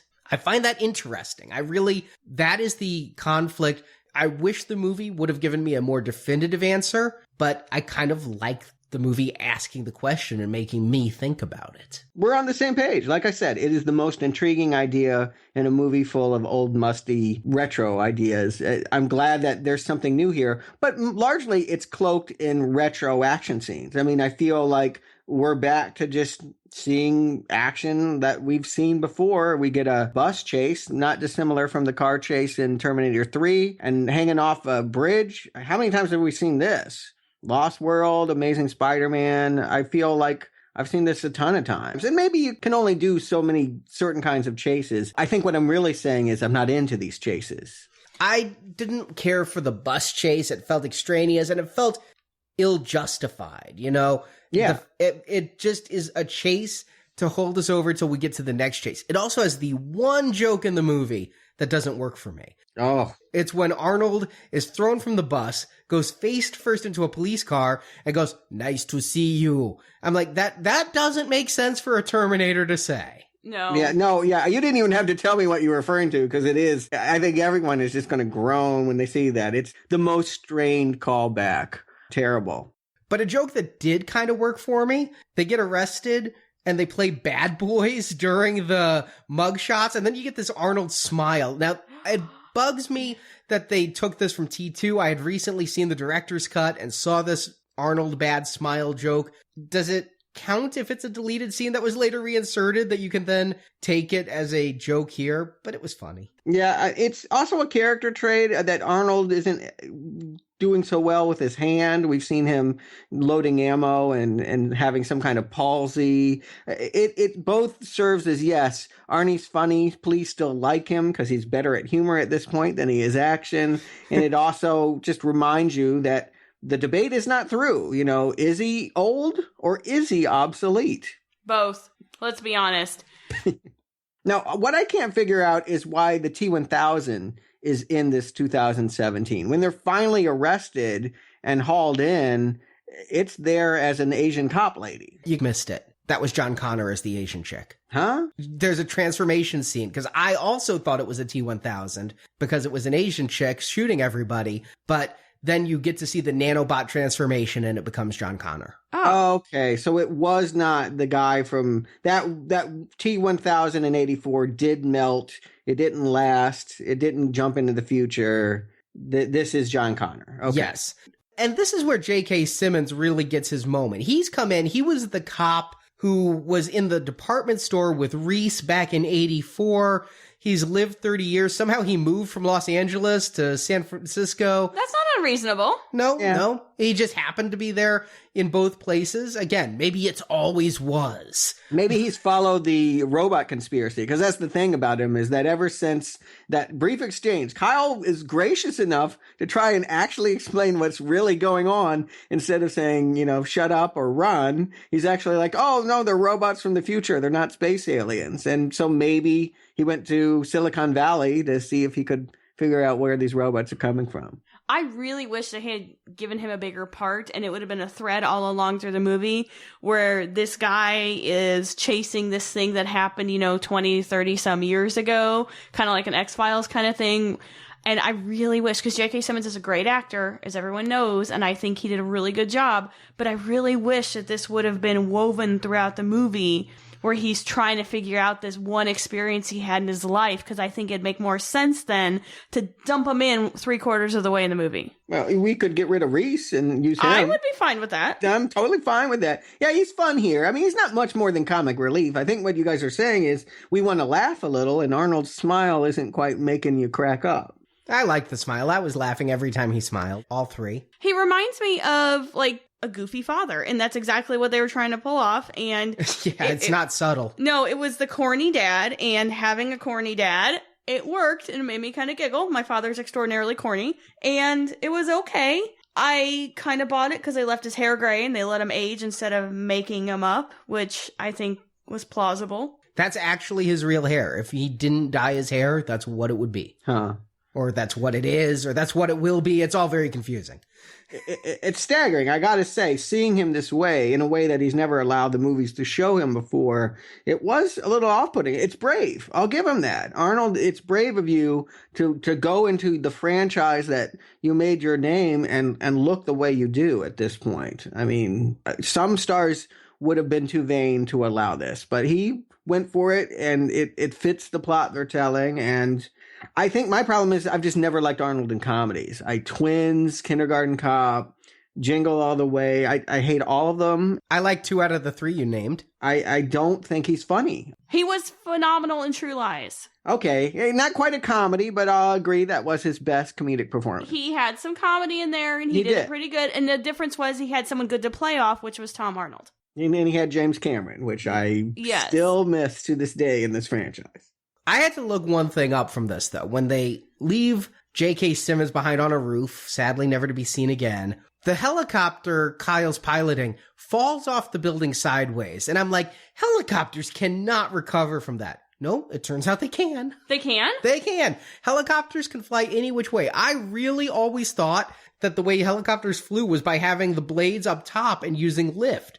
But apparently modern helicopters can do sideways, they can do backwards. That was a badass helicopter chase scene, mostly because of the sheer drop off the side of the building and all the maneuvers, and it was just fantastic. But I'm surprised that it could actually do that, because I've always viewed helicopters as like the little dainty relics of the aircraft world. Now, I'm not sure helicopters, like medevac helicopters that would be sitting on top of a hospital, can do it. Well, they crash all the time anyway. And I'm not sure it can do every maneuver, but helicopters can fly sideways, which was my biggest gripe. I assumed that this was proving that Kyle was not as good a pilot as he claimed, because he's the one flying. He's like, oh yeah, I can do this. But keep in mind, all he's ever done is fight machines. Why would he know how to fly one? Maybe they have helicopters in the future? I think he did a good piloting job. I mean, he did escape, and he did come up with the tactic for how to stop John's chasing helicopters. So lucky that there were 2 helicopters up there.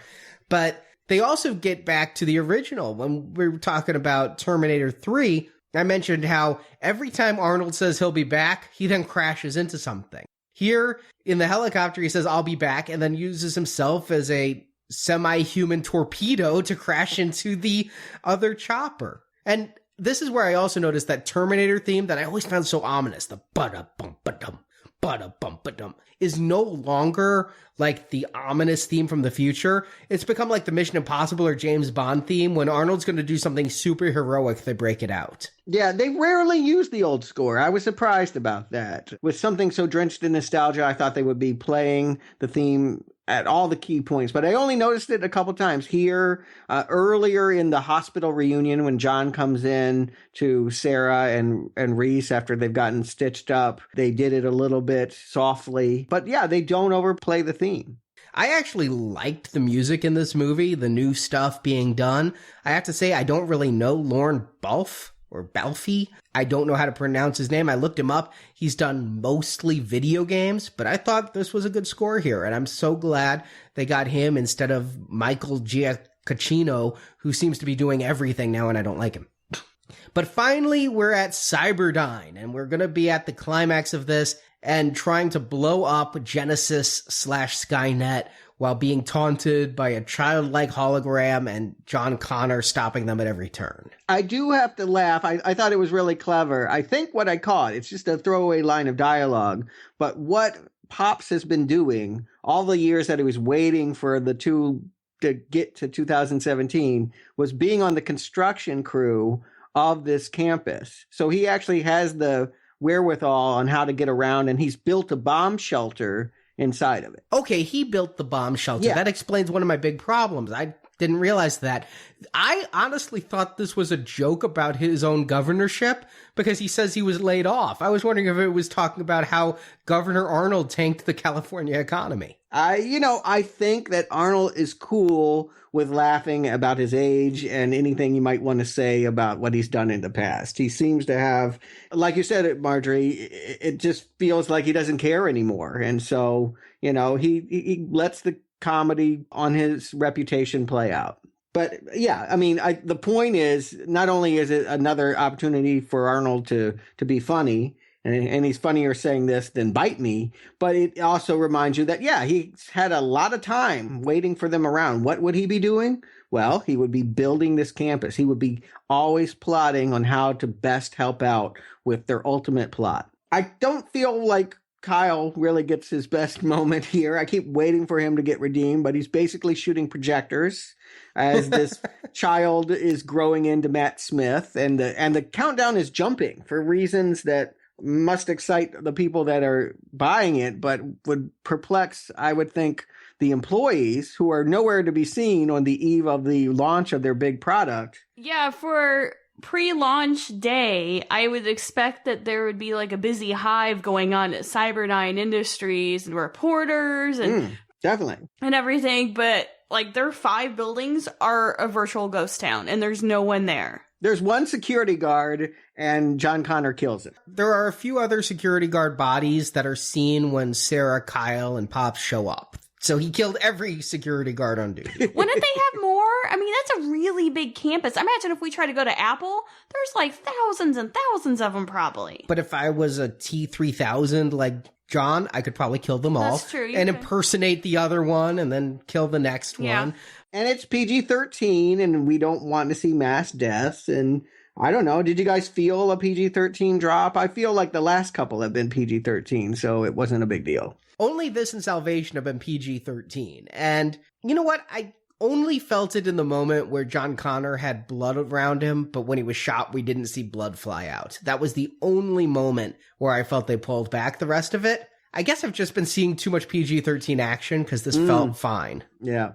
Yeah, I didn't notice anything, and I don't know necessarily that the Terminators are known for, like, overly gory. I think that maybe the others, because at one time these were considered scary and pretty violent. And this one, I guess, wasn't as violent, though, if you go back and think about it. It was all Terminator on Terminator action, which is more acceptable. Like, it's like Transformers. Robots can fight. You just can't kill a lot of humans. I want to live in the day where we don't accept this robot-on-robot violence anymore. Rock'em Sock'em Robots is seen as some kind of Jim Crow thing of the past. Yeah. We might get there, or we might all be nanobots. I don't know. That's what they're fighting over here in the climax, and the fight belongs exclusively to Arnold. Pops is going to get his last stand here. I feel like the other two, I don't know. Sarah has this weird moment where she's grabbed by her son, or John Connor. She's not calling it her son. He appears to stick her with nanobots, yes? No. No, it's a callback to Terminator 2, where Robert Patrick made a projectile and like a knife on his finger and skewered her into the shoulder and forced her to call John. Sure, I remember that. I mean, we all remember Terminator 2. That's what they were doing? Yeah, he specifically says he can't kill her because Pops has the detonator. Pops is programmed to protect Sarah Connor, so he can't blow the detonator. And if John kills Sarah, then Pops will immediately hit that button and blow up Skynet and John. Okay. I did not understand this standoff with the detonator and who could hit the button and who couldn't. It's because Pops could not let Sarah die. So basically, the Terminator couldn't kill Sarah because Pops had the detonator, and if Sarah was dead, Pops could blow the detonator. Okay. So that was the standoff, and then they hand it to Reese, and what does that do? Well, Reese isn't programmed that way, and he understands that for the sake of humanity, they all have to die. Reese supposedly, or at least John Connor thinks Reese was going to push that button, and so then he has to leap away from Sarah and stop Reese from hitting it. Oh, okay. All right. You explaining it that way makes sense. Watching the movie, I didn't know what was going on. I literally thought she was having done to her what Connor was having done to him at the start of the movie at the time traveling device. So I'm like, oh, great. Now that she's going to have the nanobots in her. That would have been a cool way to go. But when we saw the flashback of John getting taken over, it was such a visual effect where his entire skin was turning black and then back human. And every time he did anything nano-ish, you'd see like this ripple, digital, pixelated effect. It honestly looks like the upcoming Adam Sandler film Pixels. And that kind of effect. And when he was stabbing her, it was just a single solid object. So I'm not going to say they won't pull it out in the future that he planted one nanobot inside of her that replicated, but I don't think that was the intent here. So, question, we could talk about the fight. I don't have much to say about it, but at the same time, Genisys is about to be born. What's Genisys going to do? Is that the launching of the nukes? Are they still on that? Or are they going to do what Connor is hoping, have some kind of nanobot future where we're all linked together as one hybrid? I was really confused, but obviously, I mean, at this point, Genisys is self-aware, like Skynet was. And when it launches, it's going to link all our devices, as well as the Department of Defense, into this one giant server farm kind of thing. So I took it as that was the first step, that when everything goes live, and Genisys has evolved at that point almost into an adult, that he realizes, or it, that we are screwed, and he needs to take over for the betterment of humankind, and that's when the nukes start flying. So basically, it's going to do what it always did. It's going to launch nukes.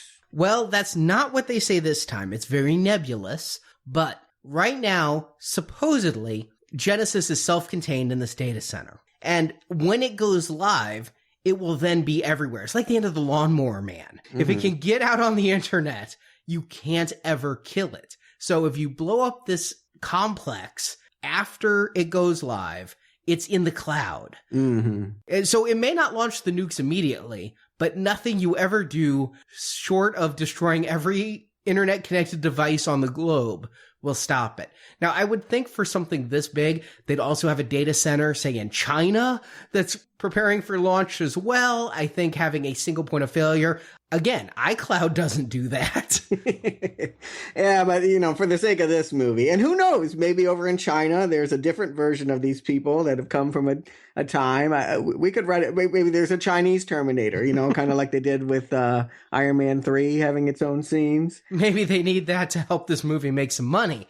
They could. So there's no nukes? I don't know if there's nukes, but what happens at this go live is Skynet is everywhere. Would it immediately launch the nukes like it did in 97? I honestly don't know that, but based upon what John Connor is saying, I think it could go either way. Keep in mind the nukes didn't kill all of humanity. 3 billion people were killed. That's acceptable losses to Skynet, as that leaves 5 billion that they could turn into nanobots. I see. Yes, because that is the disconnect, is they're not shooting for annihilation anymore. They're shooting for assimilation. So that could be what's going to happen with Genisys. I think Skynet and John Connor both have the same mission: survival. They don't care whether or not they wipe out the humans, but Skynet died in 2029. But this other Skynet showed up. It wants to live. And so that's what it's fighting for. I don't know if it's going to launch the nukes, but it wants to live. And Sarah and John and Pops want to kill it. Right. But I don't find this frightening at all, because what got you in 1 and 2 was the nukes. And that is still scary. And maybe it's the time we grew up, because we grew up at the very tail end of the Cold War. Schools, we had bomb drills when I was a little girl. Because getting on your knees and putting your hands over your head saves you from a nuke. Totally. I assume it still does, but you're right, Marjorie. That threat that we lived under doesn't play to millennials, and No. that's the audience they're going for. Here, it's scarier that they wouldn't be able to access their iTunes. Yeah, I mean, that's how Skynet can fight back now in 2017 is Wi-Fi's gone. There's no internet, guys. Yeah, I mean, that would ruin my day, but I guess calling that an apocalypse is certainly an overstatement, in comparison to what we grew up with. Yes, the thought that we could all be vaporized the day after. I agree. They're trying to say this is the same thing as it always is, but the threat feels less ominous. And Arnold certainly isn't in the shape that he used to. I give him all the liquid metal you want to. I don't think I want to see any more action scenes with him fighting anybody. Yeah, compare, what we've got going on with nanobots and what was it, the poly that they were using, that they're dipping and trying to make human forms in the core by the servers. The T-1000 metal. Yeah, but they didn't quite have it able to bind. None of that was just as frightening as those opening scenes and the flashbacks that Sarah Connor was having with, the nuclear war, the devastation, the scene on the playground. Even though I was almost an adult, I was 16 when this movie came out, and that resonated with me, and this made me scary. This here, I'm just like, all right, so they've got iCloud and it may control them later. All right, move on. I again think that we'll see in the future, because there's that mid-credits stinger. They don't succeed. They blow everything up. And, you talk about millennial fears. Depending on their age, I don't think they think about 9/11 the way people who are adults when it happened do. But I was surprised that they bring down all 5 of those buildings in a very 9/11 crash manner. And that's the heroes doing it. But we find out Skynet lives on. There's some big molecule-looking thing that glows red, so it must be evil. And a hologram is looking up at it. Is that Skynet? Is Skynet an acolyte of the big red molecule? I think what its plan is, it's a disappointing thing, and I am frustrated when they do this, but they're teasing us, hoping that we're going to demand another movie. Yeah, I get that that's the way that Hollywood works now, is that it's just cost prohibitive to think about telling a complete story in one movie. You need to have franchises, and we are watching big screen TV is basically what it means. We will never know everything within one movie again. And yet, there still is this last scene. Even though these 3, John, Sarah, and Kyle, John says they're marooned, and so that's why he can kill them, is because he's marooned in time. Even though they're marooned, Kyle thinks he still has to go to 12-year-old him and say the thing he remembers saying into the mirror time and time again, so that future him will remember it. It's confusing as to what stance they're taking on time. Maybe these 3 just don't fucking know, so they're covering their bases. I actually thought Sarah was going there to sleep with the 13-year-old as preferable to the 25-year-old. I'm like, wow, that's really cool. Kyle has been dissed this whole movie, and this is the ultimate diss. But no, she just basically does this hand gesture thing that they've threaded throughout the movie that I never thought was that meaningful. But yeah, they're tying up loose ends and sending them down the road yet again. But did we go down the road with them? Marjorie, Stuart, do you recommend Terminator Genisys? Marjorie. I have a huge love for 1 and 2. 3 and 4, they existed, they're okay, but I don't think they added anything to 1 and 2. 1 and 2 are phenomenal. 2 is absolutely amazing and just, like, great movie. I think you can take Genisys and just kind of wipe the slate clean at 3 and 4. I recommend it because it's fun-ish in parts. It's kind of explains how they're going to go forward if there's other movies, the time travel. Because there's time travel aspect, you can go and basically rewrite the movie. So I'm going to give it a recommend. I think it's still good. I love Arnold as an action hero. He didn't do much action in this, but he's still kind of funny, still kind of good. I grew up with Arnold Schwarzenegger movies, so I've always got a soft spot in my heart for him. Stuart. Yeah, Terminator Genisys, at best, it is a paint job on a very durable, always engaging sci-fi universe. That what Cameron built is a very well-oiled machine, and they're just spending $150 million to replace some of the parts. I'm not sure that those parts are going to last very long. Like many things, what they used to do in the past, it's not as well made nowadays. It's not meant to carry on. It's not meant to be as good as those first two movies, Marjorie. I mean, they should be building a house, right? They should be building a house and they're rearranging furniture. This is just moving things into a different place, painting it. I think the paint choices are a little tacky, quite frankly. There's a lot about this movie. I didn't like the casting. I didn't like the referencing. I didn't really have all that much fun. But at the same time, I'm encouraged about what they're setting themselves up for. It does look different. It does look like it could be an original sci-fi concept again. I'm caught in the middle, much like this movie, between being loyal to the original and sticking with those and saying you don't need to see 3, 4, and 5, and feeling like, yeah, maybe this could yet again eventually find its footing. I'm right on that precipice. But ultimately, when I thought about it, I just didn't have much fun with this movie. I just think it's another example of machines eradicating humanity from a story. I did not have feeling for these people, and I always did in Terminator 1 and 2. I could forgive this movie a lot of things, and it's not garbage. Believe me, I came into this with the lowest of expectations. I thought it would be trash. It's not trash, but it's not a recommend. It's a mild not recommend. I just didn't feel anything, and so I can't endorse. I can't argue with anything you're saying, Stuart. I agree completely that the casting isn't the best. I came around on Courtney, and I came around on Emilia Clarke, and I guess I even came around a little bit on Jason Clarke as a Terminator. But I really liked Arnold in this movie. I liked his smile. I liked his levity. I thought he pulled off the action pretty well, too. A lot of it was CGI, but only one part, the T-800 versus T-800 fight, looked shoddy. I'll easily say, and I think we're all saying this is the best Terminator film since T2. Stuart, I mean, do you think this is above T3? It's close, but I didn't dislike T3. I never really gave a verdict on it. That when we did the podcast, I always well, I'll tell you after 4. Yeah, okay, I'll go with that. Yes, the order is 2, 1, 5, 3, 4. Yeah, when I went back and you and I discussed putting arrows on the site, you gave Terminator 3 a down arrow. So did I? Okay. Yeah. I mean, it's both of these are a coin flip. I think it's fair to say that 1 and 2 are of the same piece, and 3 and 5 are of the same piece. And however you feel about those, you'll probably feel about its counterpoint. 4 skip. Just 4 is unnecessary. Yeah, I agree. I came out of this movie thinking it's Terminator 3-ish in quality. Yeah. When I saw it the second time, I go, it's better than Terminator 3. It has more intriguing concepts. It doesn't have Claire Danes as a veterinary assistant, savior of the future. That might have been one of the assets. I'm not even sure.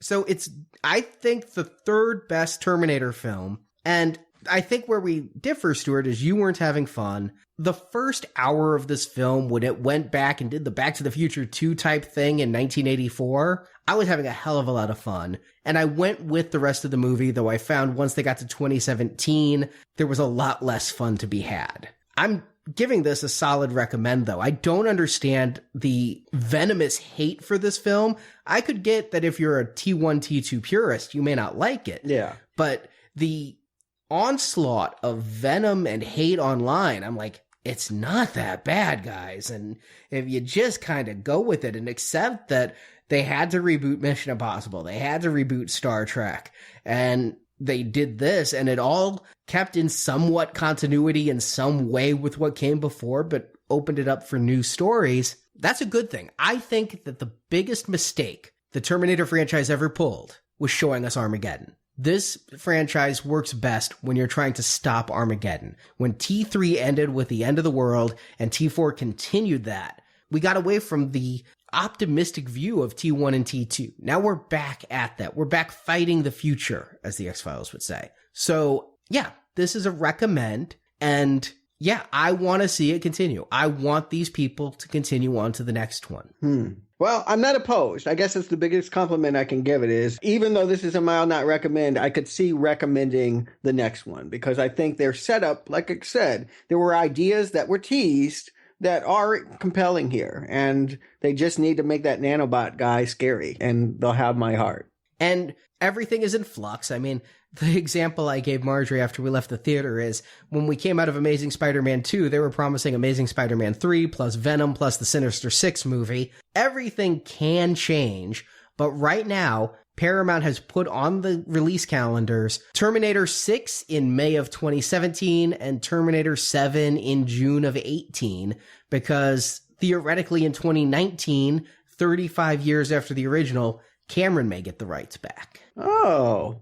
That's interesting. And you think Cameron would stop this? I mean, he's all over the advertising of this movie saying, you'll love it, go see it. It's not what I think. I'm telling you what the producers think. Yeah, they want to make the money. They don't care. Maybe that's all it is. It's like Cameron will take our profits. We don't think he'll stop us from making more, but he won't let us have as much money and profit. Yeah, he did endorse this, but as you pointed out, Stuart, he also endorsed Alien vs. Predator. So yeah, that was the third best Alien movie in his mind. So I went into this movie thinking, okay, this is going to be AVP. It's not. I agree with you, Arnie. I think people are too harsh, and I think some of that harshness comes from just saying, hey, we're throwing away everything you know. And then I think some of it is the execution as well.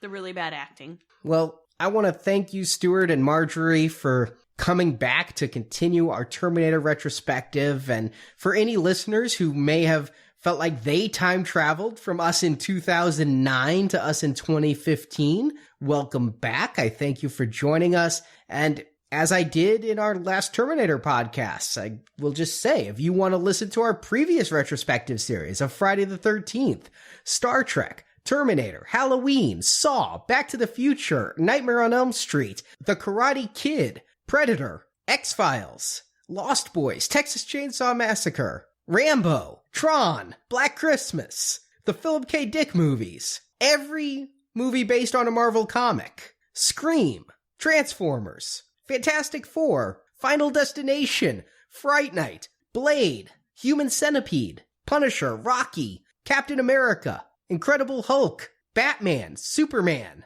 Spider-Man, James Bond, Scorsese, Leonardo DiCaprio. I skipped that one.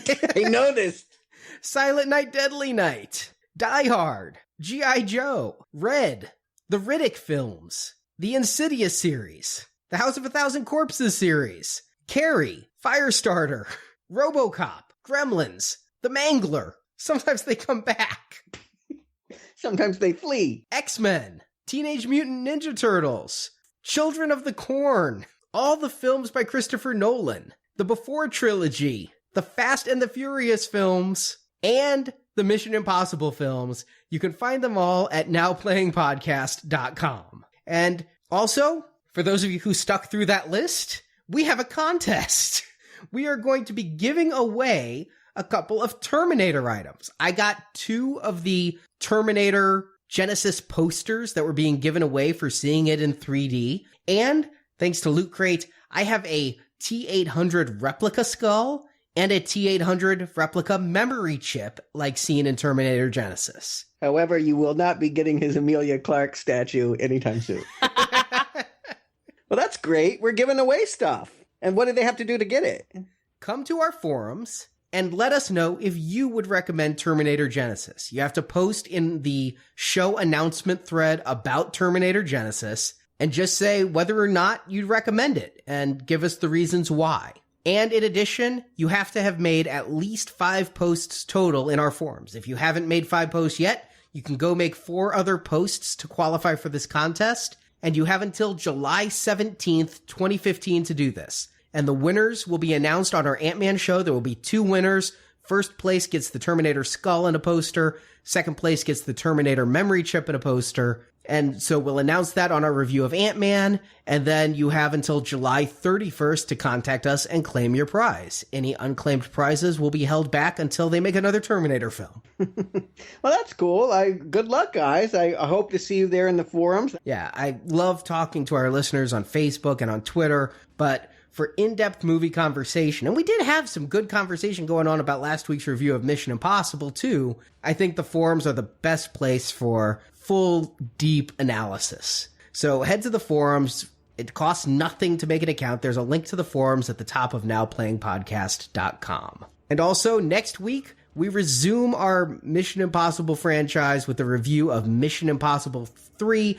That's on the main feed. And just to let you guys know about our donation drive, we are in the final weeks of our spring 2015 donation drive, where you can hear our reviews of the Indiana Jones films, the Jurassic Park films, the Poltergeist films, and a few one-offs like Goonies and Westworld and Future World. These are all available depending on your level of donation to our show. This show has no ads. We have gone 6 years without any ads. That's actually incredible for any podcast. Take a look out there at how many podcasts go 6 years and then how many do it without ads. We're able to do it because of listeners like you. Otherwise, our review of Terminator Genisys would be in some alternate timeline that you'd never be able to hear because our show wouldn't be going on. So if you head to nowplayingpodcast.com, there's a banner at the top, and you find out how to donate and support our show. And as our thank you, a reward for donation is all those podcasts. We're not selling the podcasts. These are like the PBS t-shirts and duffel bags. This is our way of saying thank you for supporting our show. If you donate $10 or more, you get the Indiana Jones retrospective plus Goonies. If you donate $25 or more, you get all those shows plus the Jurassic Park retrospective series and Future World and Westworld. And if you do $35 or more, you get everything I've listed so far, plus our reviews of all 4 Poltergeist films. But they're only available until July 31st at nowplayingpodcast.com. And one final announcement before we get to Ant-Man this weekend is San Diego Comic-Con, where I'm sure the ants will loom large. He is on the banners in San Diego in the Gaslamp District. Well, we're going to be in the Gaslamp District having a podcast listener meetup on Saturday night at 8 o'clock at the Yard House in the Gaslamp District. I love that place. They have like a gazillion beers on tap. We're going to be downstairs in the bar area starting around 8. So anyone going to the con, any listener who's in the San Diego area would like to meet Marjorie, me, as well as Jason, who posts on our Facebook page and writes for the Gazette, Justin and Jeff from Marvelicious Toys, and Barrett and Jay, who work on Star Wars Action News. We're all going to be there. We're all going to be drinking. It's going to be really casual. So feel free to stop by. Look for us there. Follow us on Twitter, and maybe you'll catch us. And if you don't find us, tweet to us and we'll tell you where we're at. So again, Stuart, Marjorie, thank you for joining me. You bet. And we'll be back.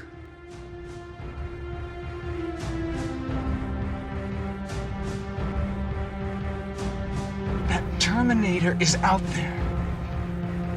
It can't be bargained with. It can't be reasoned with. It doesn't feel pity or remorse or fear. And it absolutely will not stop. Ever. Until you are dead. Thank you for joining us for this installment of Now Playing's Look Back at the Terminator movie series. The future is not set. There is no fate but what we make for ourselves. Join us each week for another new movie review podcast. I've been waiting for you. Now Playing is a Venganza Media production and not affiliated with the Halcyon Company, Paramount Pictures, Skydance Productions, or Warner Brothers Pictures. The unknown future rolls toward us. I face it for the first time with a sense of hope. Now Playing is a Venganza Media production, copyright 2015, all rights reserved. This is great stuff. I could make a career out of this guy. You see how clever this part is? How it doesn't require a shred of proof? Until next time. Hasta la vista, baby.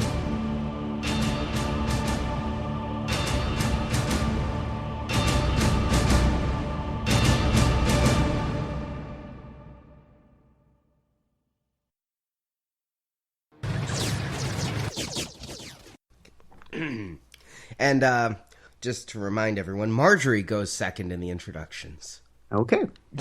I'm glad everybody now knows that, because I didn't. I didn't either. I went back and re-listened to the old shows. I did too, but I didn't, not with the ear you did. Well, yeah, I was listening for two reasons. One, what did we say? And two, how did we do it? Okay. This is the Now Playing co-host whose mother encouraged his smart-assedness, Arnie. I want to be sedated. It's Stuart in L.A. You're last, remember? We just talked about this. But I'm never last. I'm always middle. Go ahead.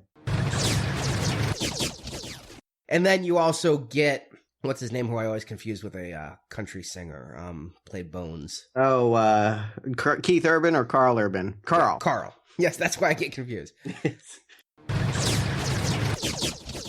There's two G.I. Joe people here. Him and Channing. Oh, that's not Channing. Do you just have Channing Tatum on the brain? I think this guy is like, you've seen Multiplicity where they clone Michael Keaton? Yeah. This is like the fourth Michael Keaton of Channing Tatum. The one that, I like pizza. Okay. I haven't even seen that movie, and I agree with you, Arnie. I don't even know what that means, but I think you're right. And this is probably the only time in the history of Now Playing and in the future of Now Playing that Tom Arnold's going to get a shout out for being a good actor. Unless we do a True Lies retrospective. I hear they might actually do a sequel. With the same actors? I don't know. Oh boy. They need to stop. Arnold's got to eat. He has got more money than God. He married a Kennedy. I think they're going to all of his kids and ex-wives. Well, he married a Kennedy, screwed the maid, and was governor. I don't think he has any fucks to give at this point. Only 4 and this one have been TG-13. PG, not TG. I'm in the Terminator mode. Yeah. It's the new model, the TG-13. TG, yes, I will kidify everything. I came around on Courtney, and I came around on Emilia Clarke. How many times did you come around Emilia Clarke? Yeah, guess what he's going to be TiVoing now? Game of Thrones. I bet there's going to be a real marathon tonight. Oh, yeah. It's not like you to make that kind of joke, Stuart. I'm impressed. I'm glad I could still surprise.